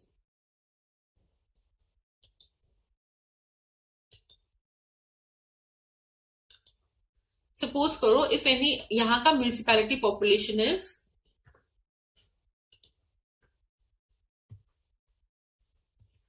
municipality board का population is 15,000, okay, and someone says the land is situated in 7-kilometer radius from the municipality.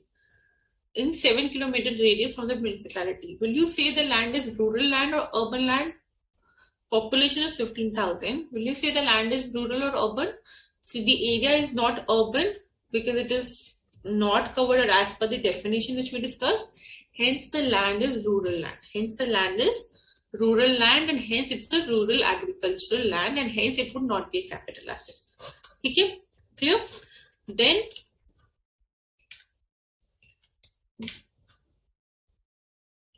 we'll do a urban land wala question.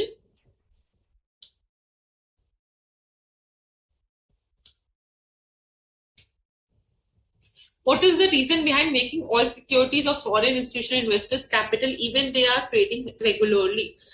Interesting. See, foreign institutional investors, as per SEBI guidelines, are they are the catalyst of economy. They impact the economies or the markets like no one else. They have huge investment. I am not talking about investing in just one share or two shares. There are the hedge funds out there. There are the mutual funds out there who invest huge. So if they withdraw, the market falls. If they put in amount, the market increases like anything. So any investor investing in India becomes very crucial, first of all, because it impacts that, yeah, people trust in Indian markets, number one.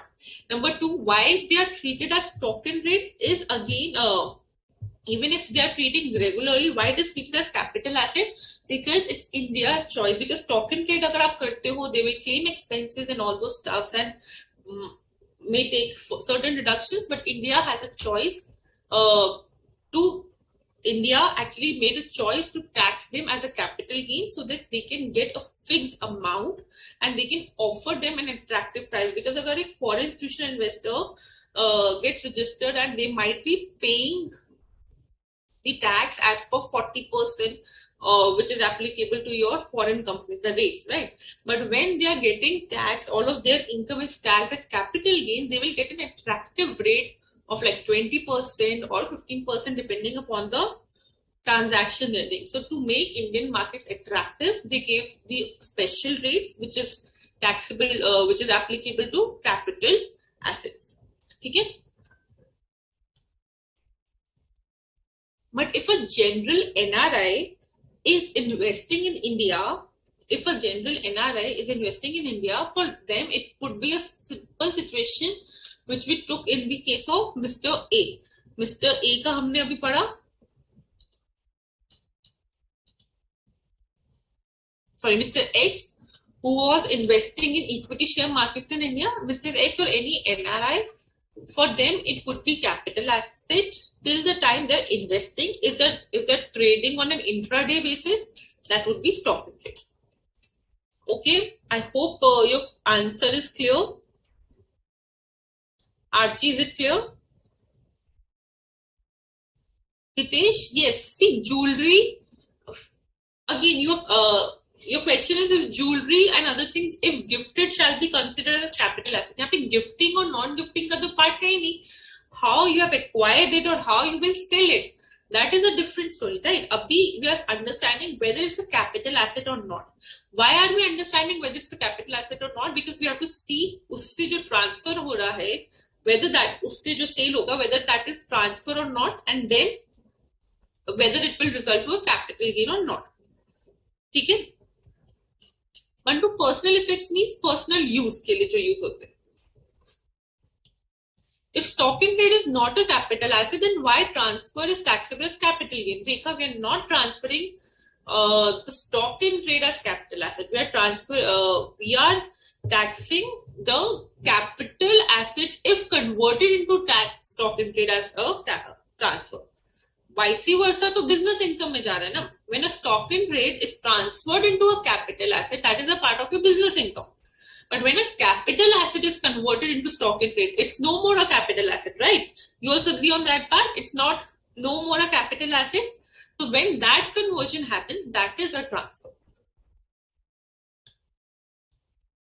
Bharat, ULIP does not become 2,50,000 when you're paying the premium for ULIPs.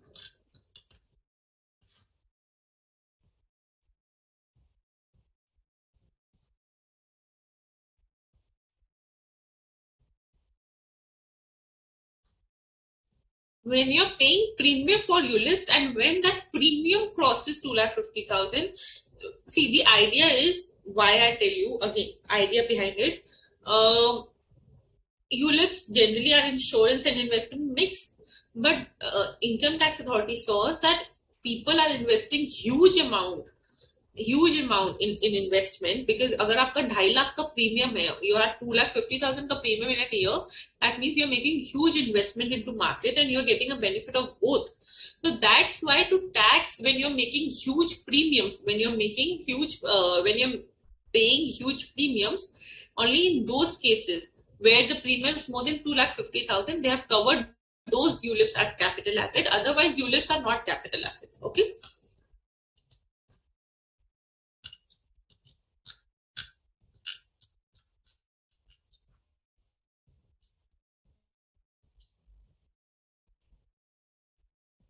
Riddhi, we'll take example and then we'll see. Okay.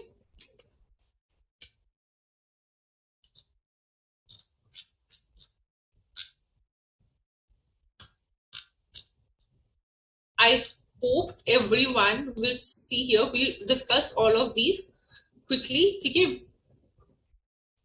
And do not see this. Okay. Please be honest to yourself. Let's start. The shortest distance here from the municipality is 1 kilometer. The land is situated in this 1 kilometer area and the population of the municipality is 9,000. Will this be an capital asset? Will this be a capital asset?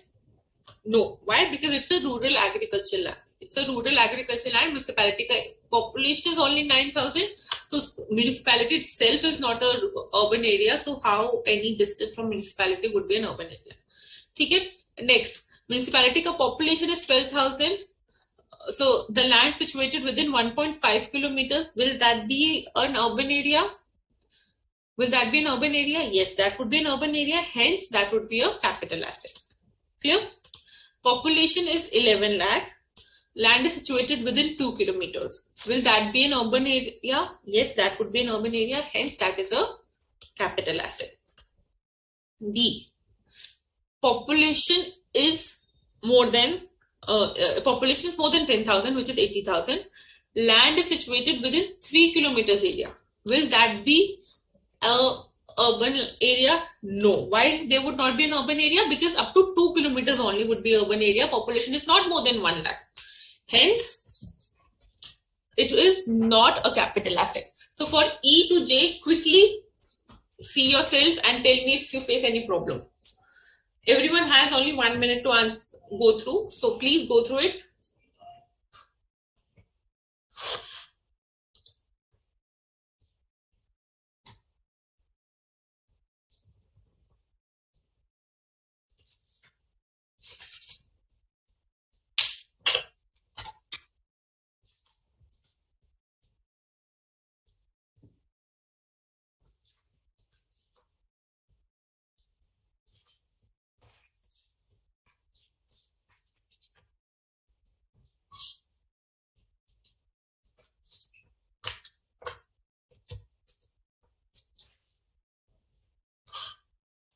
किसी को कहीं पे भी query है, you can ask.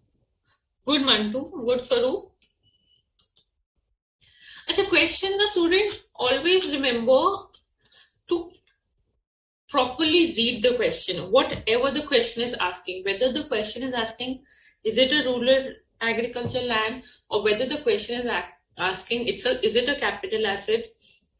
Maybe technically you may be right, but if you're not answering as per the question, you might go wrong. Okay? So always be attentive to what the question is asking.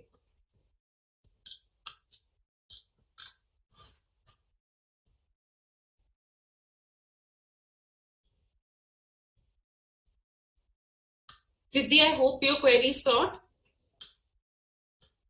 Why it is given as more than 2 kilometers but less than 6 kilometers, not a circle square up to, what is the difference? There is no such difference, Pooja, that is right.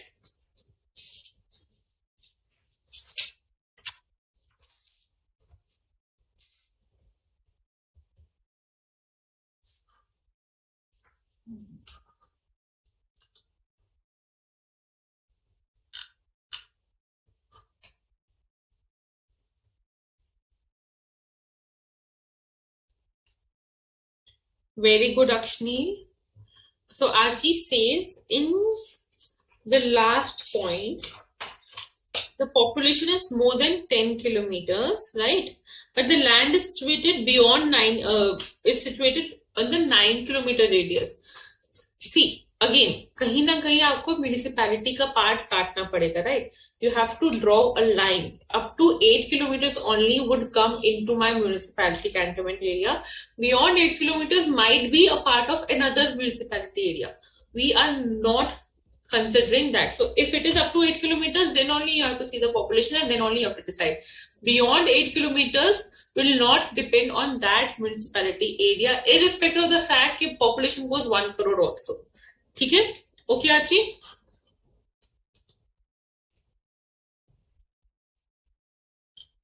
Rural land, rural agricultural land, not only just any land. Rural, I'll definitely do that, Levi. Rural agricultural land is not a capital asset. Urban agricultural land is a capital asset. Clear? Yes, it totally depends upon the distance to Siddhapa and the population.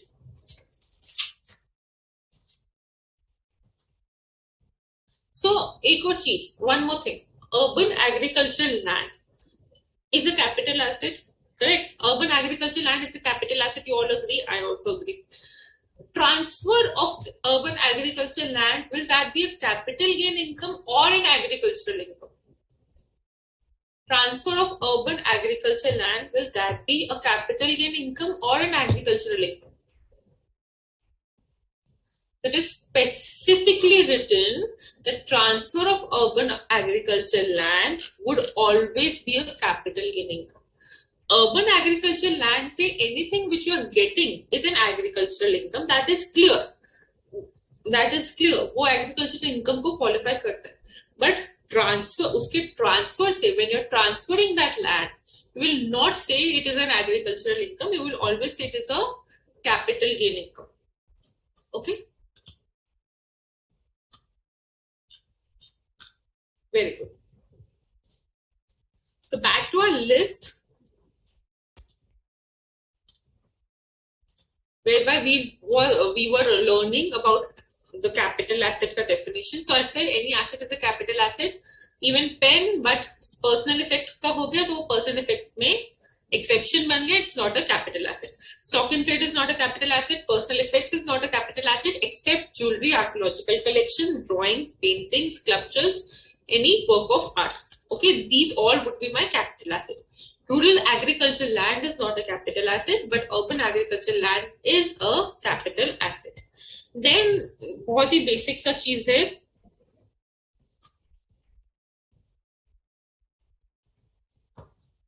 gold bonds. Gold bonds. So gold bonds would also will not be my sorry. Gold bonds, but कौन से gold bonds? Only 6.5% gold bonds of 1977 issue, or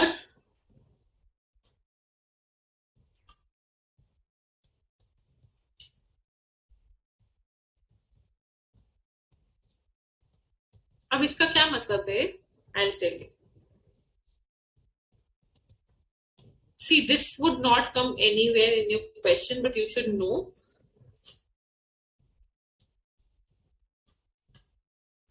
अभी भी ना latest RBI ने sovereign gold bonds का scheme निकाला है. You know, you might have seen it, but okay. Now what does this mean? So not all gold bonds are my not capital asset. Gold bonds are my capital asset except these issues. What? Which one? The one which was issued in the year of 1977 on had a rate of 6.5%. Since it's a bond, it will always have a rate to it, number one. Second, which was issued in 1980 and had a rate of 7%. That would also will not be my capital asset. That would also will not be my capital asset. Another was National Defense Bond, issued in the year 1980. Any other gold bonds would be my capital asset, but not these. Okay, do we have to remember the name? Not necessary. You can give it a look. That's it. Special bearer bonds would also will not be my capital asset.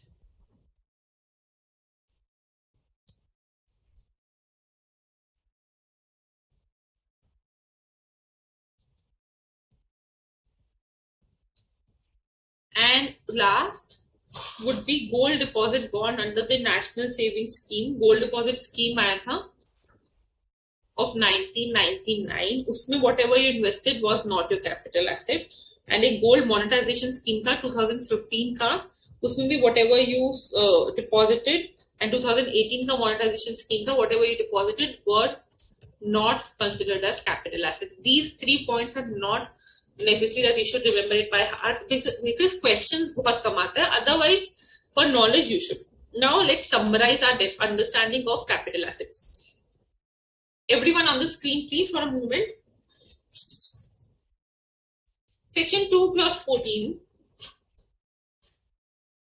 gives me the definition of capital asset. Section 2 clause 14 gives me the definition of capital asset. It says any asset, whether business asset or otherwise, would be my capital asset, but it excluded stock in trade.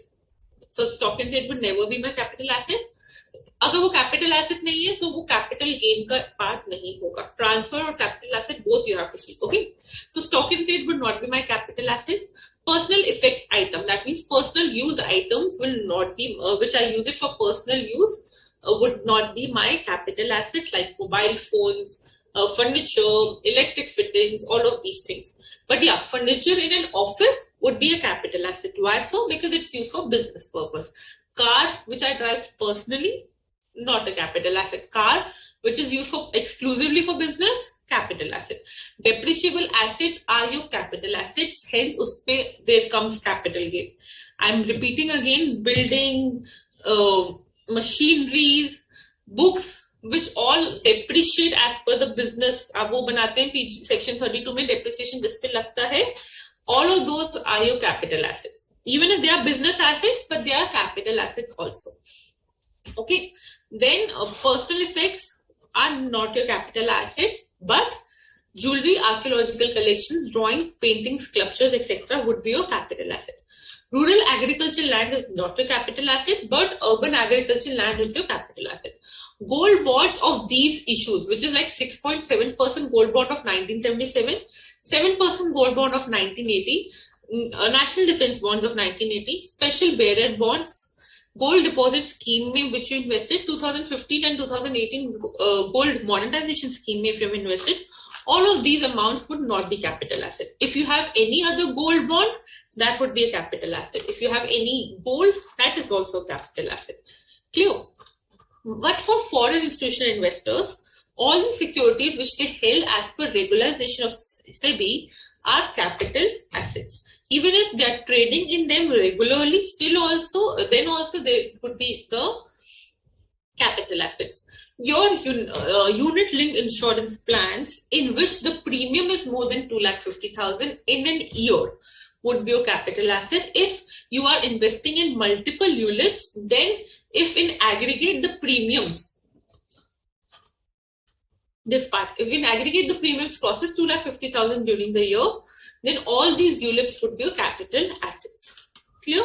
So that is all with the definition of capital asset. किसी को कोई doubt?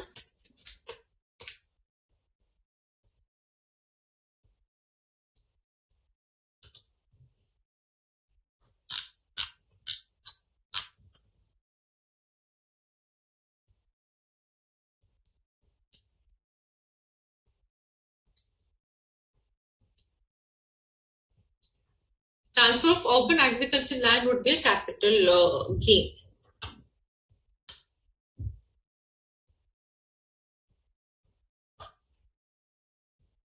Furniture, if for personal effect, is not a capital asset.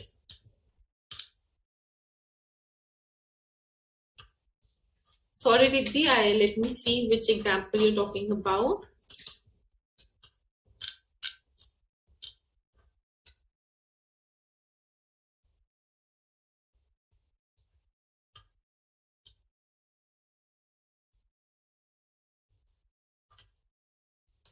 I think here you were referring to when a municipality population is 15,000, but the land is situated in the 6-kilometer area. Then will that be an urban area? The answer was no, it would be a rural area. If it would have been within this 2-kilometer area, that would have been okay. Because 6 kilometers are tab dekhoge when the population is more than 1 lakh. Okay. Unit linked insurance plan. Swaroop, any query which you have?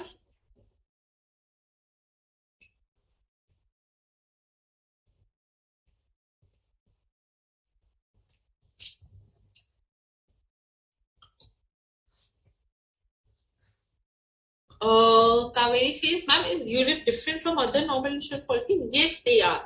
Insurance policy क्या होता है? Your life is covered. In case of any mishappening, the insurance company would give a lump sum payment for the premiums which you are paying. Okay. ULIPs में क्या होता है? It's a unit linked. मतलब if I give 15,000 as premium, so 10,000 might be used for my coverage as a life insurance coverage, and 5,000 would be invested in the stock market depending upon the plan I use. It's a combination. Okay.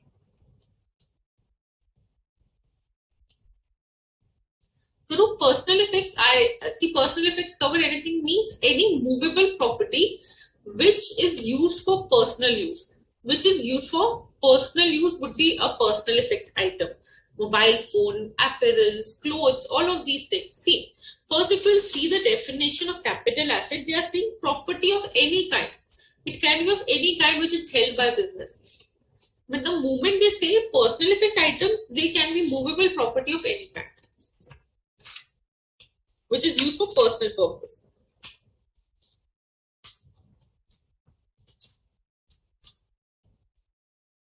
Shivam, sale of house is not a property में से personal effects में से I am again and again saying the movable property.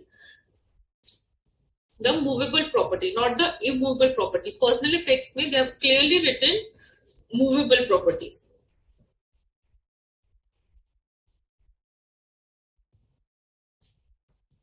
So, सारा property ले लिया आपका, any property which is held by you is a business, is a capital asset. Whether used for business or not. Whether used for business or not. Now, उसमें से movable personal effects items हटा दिए. Okay. So, अभी भी immovable personal property तो है ही. So, that is your capital asset. Gold bonds क्या होते हैं? So, instead of investing in golds, you people invest in bonds. जिसका price is impacting as per the gold price only. Also, you get the interest also. So, these are gold bonds. So, apart from the gold bonds, which we read about, all of the gold bonds are capital assets.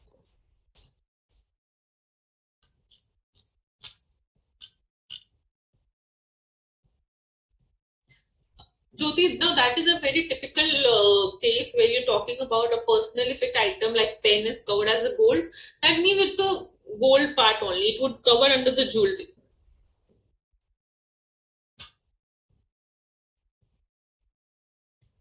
Siddhartha, how to identify what?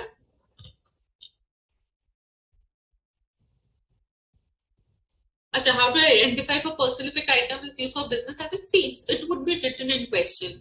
A machinery used for business would be a capital asset. But if a washing machine used in your house would not be a capital asset because it's used for a personal purpose. Okay?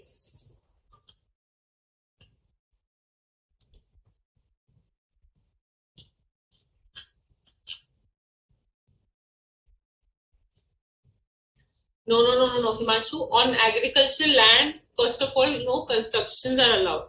See, again, rural agricultural land का मतलब है land which is used for agriculture purpose and that is situated in rural area. If you're using a land, your any houses in rural areas are not rural agricultural land. No. If house is there in a rural area, that is a capital asset. See, brass and bronze items, if they come under precious metal category, they will be covered. Otherwise, they are not your they are not your capital assets.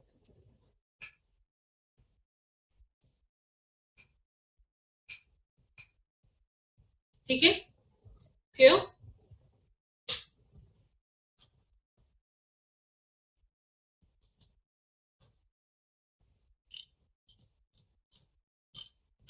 Sure. So now next 5-6 minutes we'll categorize these capital assets. Everyone on the screen, please. Now, ध्यान से please everyone. So capital assets, आपने first step you saw whether there's a transfer or not, and then you saw whether there's a capital asset or not. You can see whether there's a capital asset first and whether there's a transfer later. That is also okay. Okay. Now, you have identified what is capital asset. You have identified transfer. Now, income tax में capital gain is divided into two types. There can be two types of capital gain. One is long term and another is short term. One is long term, another is short term. Long term capital gain and short term capital gain. Long term capital gain कौन सा होगा? जो long term assets पे होगा.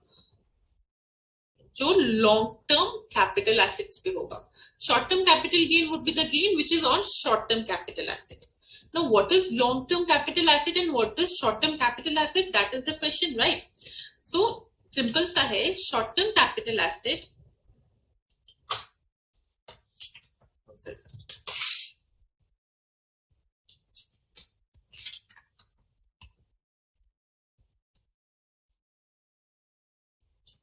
का definition दिया हुआ है सिंपल सा शॉर्ट टर्म कैपिटल एसेट का डेफिनेशन दिया हुआ है in section 242A. You don't have to remember this, but 247 and 214 you should. Section 229A.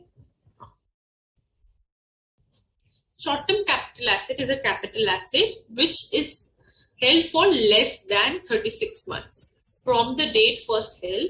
अगर आपने उसको less than 36 months के लिए रखा है, it would be a short-term capital asset. Otherwise, it would be a long-term capital asset. You please prefer writing it in months and not in years. Do not write 3 years. Prefer writing it in 36 months. ठीक है? Though the thing is same, but again, technically tax language 36 months. So any asset again which is held for a period of less than 36 months would be short-term capital asset. Assets which are not short-term capital asset are long-term capital asset. So hence I can say assets which are held for more than 36 months would be long-term. But this is the general rule. This is the general rule for short-term capital asset. There is exception to it also. ध्यान से सुनना. The time period is 12 months for few assets and 24 months for others. Ma'am, what do you mean? As an exception, if securities which are listed on recognized stock exchange, securities listed on recognized stock exchange, not unrecognized stock exchange, recognized stock exchange. securities listed on recognized stock exchange other than units. Other than units means not the unit, only the securities like equity shares, preference shares listed on the recognized stock exchange. So listed equity shares, listed preference shares, if they are held for less than 36, instead of less than 36, less than 12 months, they would be short term. If they are held for more than 12 months, they would be long term. So general rule is 36 months, but there are exceptions for certain assets. Securities held for in securities which are listed on recognized stock exchange other than units, 12 months is the period for categorization into short term or long term. Units of UTI, mutual funds, equity mutual funds, sorry.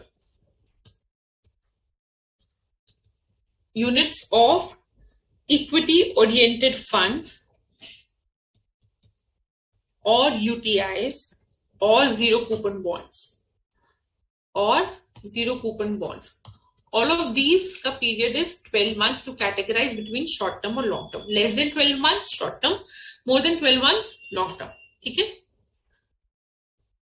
ULIPs would also be covered here. जो हमने अभी ULIPs पढ़ा, वो वाला ULIPs, which is a capital asset, would also be covered here. ठीक है? Clear? Then another category is for 24 months. 24 months.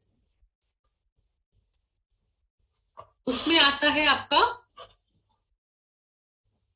unlisted shares. Unlisted shares. I'm not talking about unlisted units. I'm talking about unlisted shares like equity shares, unlisted equity shares, or immovable property.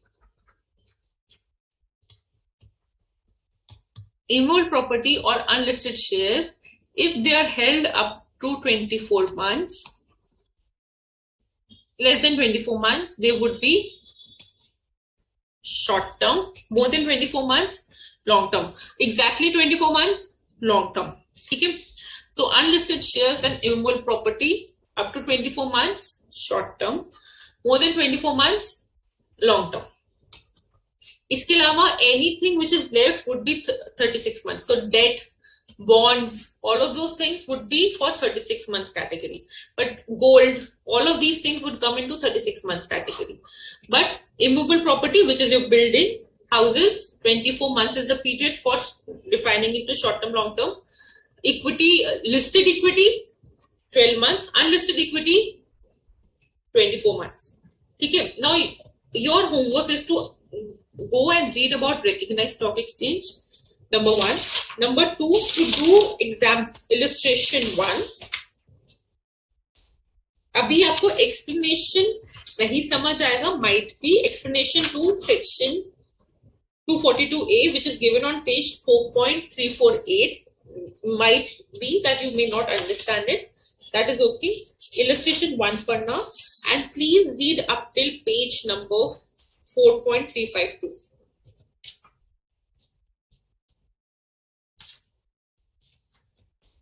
Recognized stock exchange क्या होता है? I want you people to know. Okay.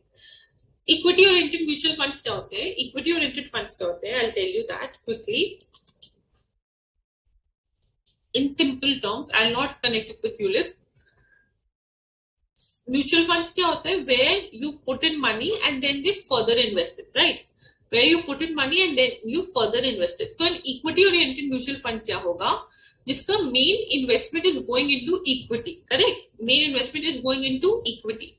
So if I put money in an equity oriented mutual fund and everyone will put, other people are also putting money in equity oriented mutual fund, that mutual fund is investing 65% of its proceeds directly into the shares of a listed company.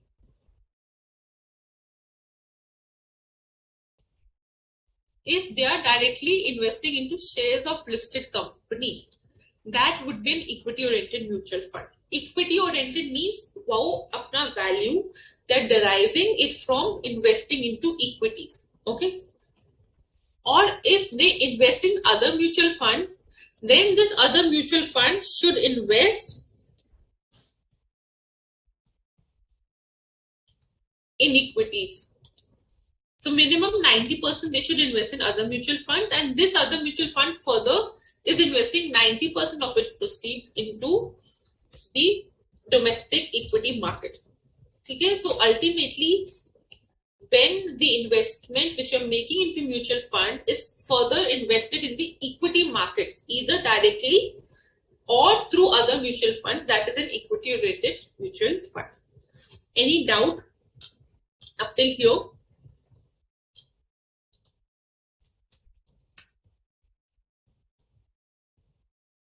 Sale of personal asset, Prakash, would not be a capital transfer. Why? Because it's not a capital asset. It is not a capital asset. So it will not go anywhere. It will not go in your PGBP income. It will not go anywhere.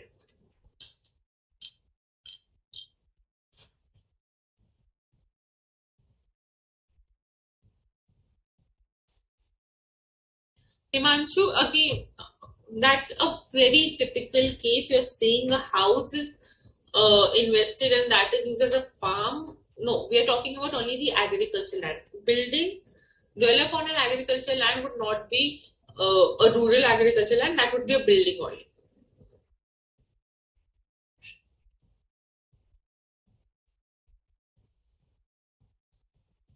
Any other queries which you have in relation to the topic?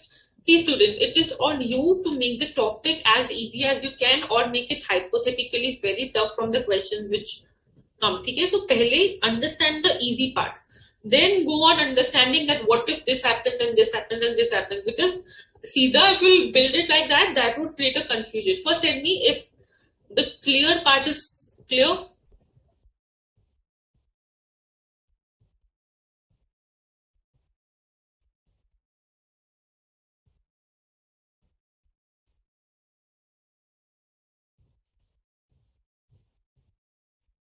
If an agriculture land, Vijay, which is even not used for an agriculture purpose, rural agriculture land hai, it would be not a capital asset. अगर आप उसका main agriculture word से ही हटा दोगे, it would just be a rural land and that is not exempt anywhere.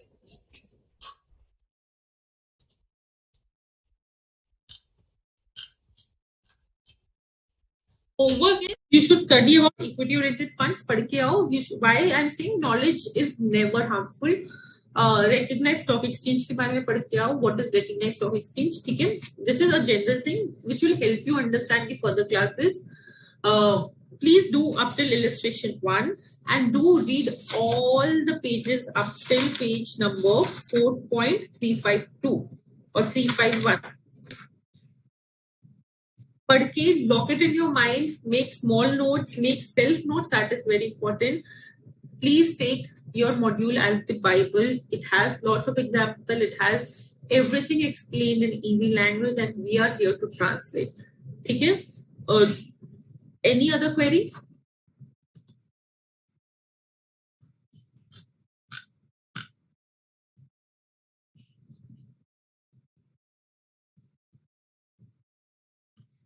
RC, if an asset is purchased on 1st June 2020 and held up till 2nd June 2023, then it's a long-term capital asset? Yes. 21, 22, and 23, yes.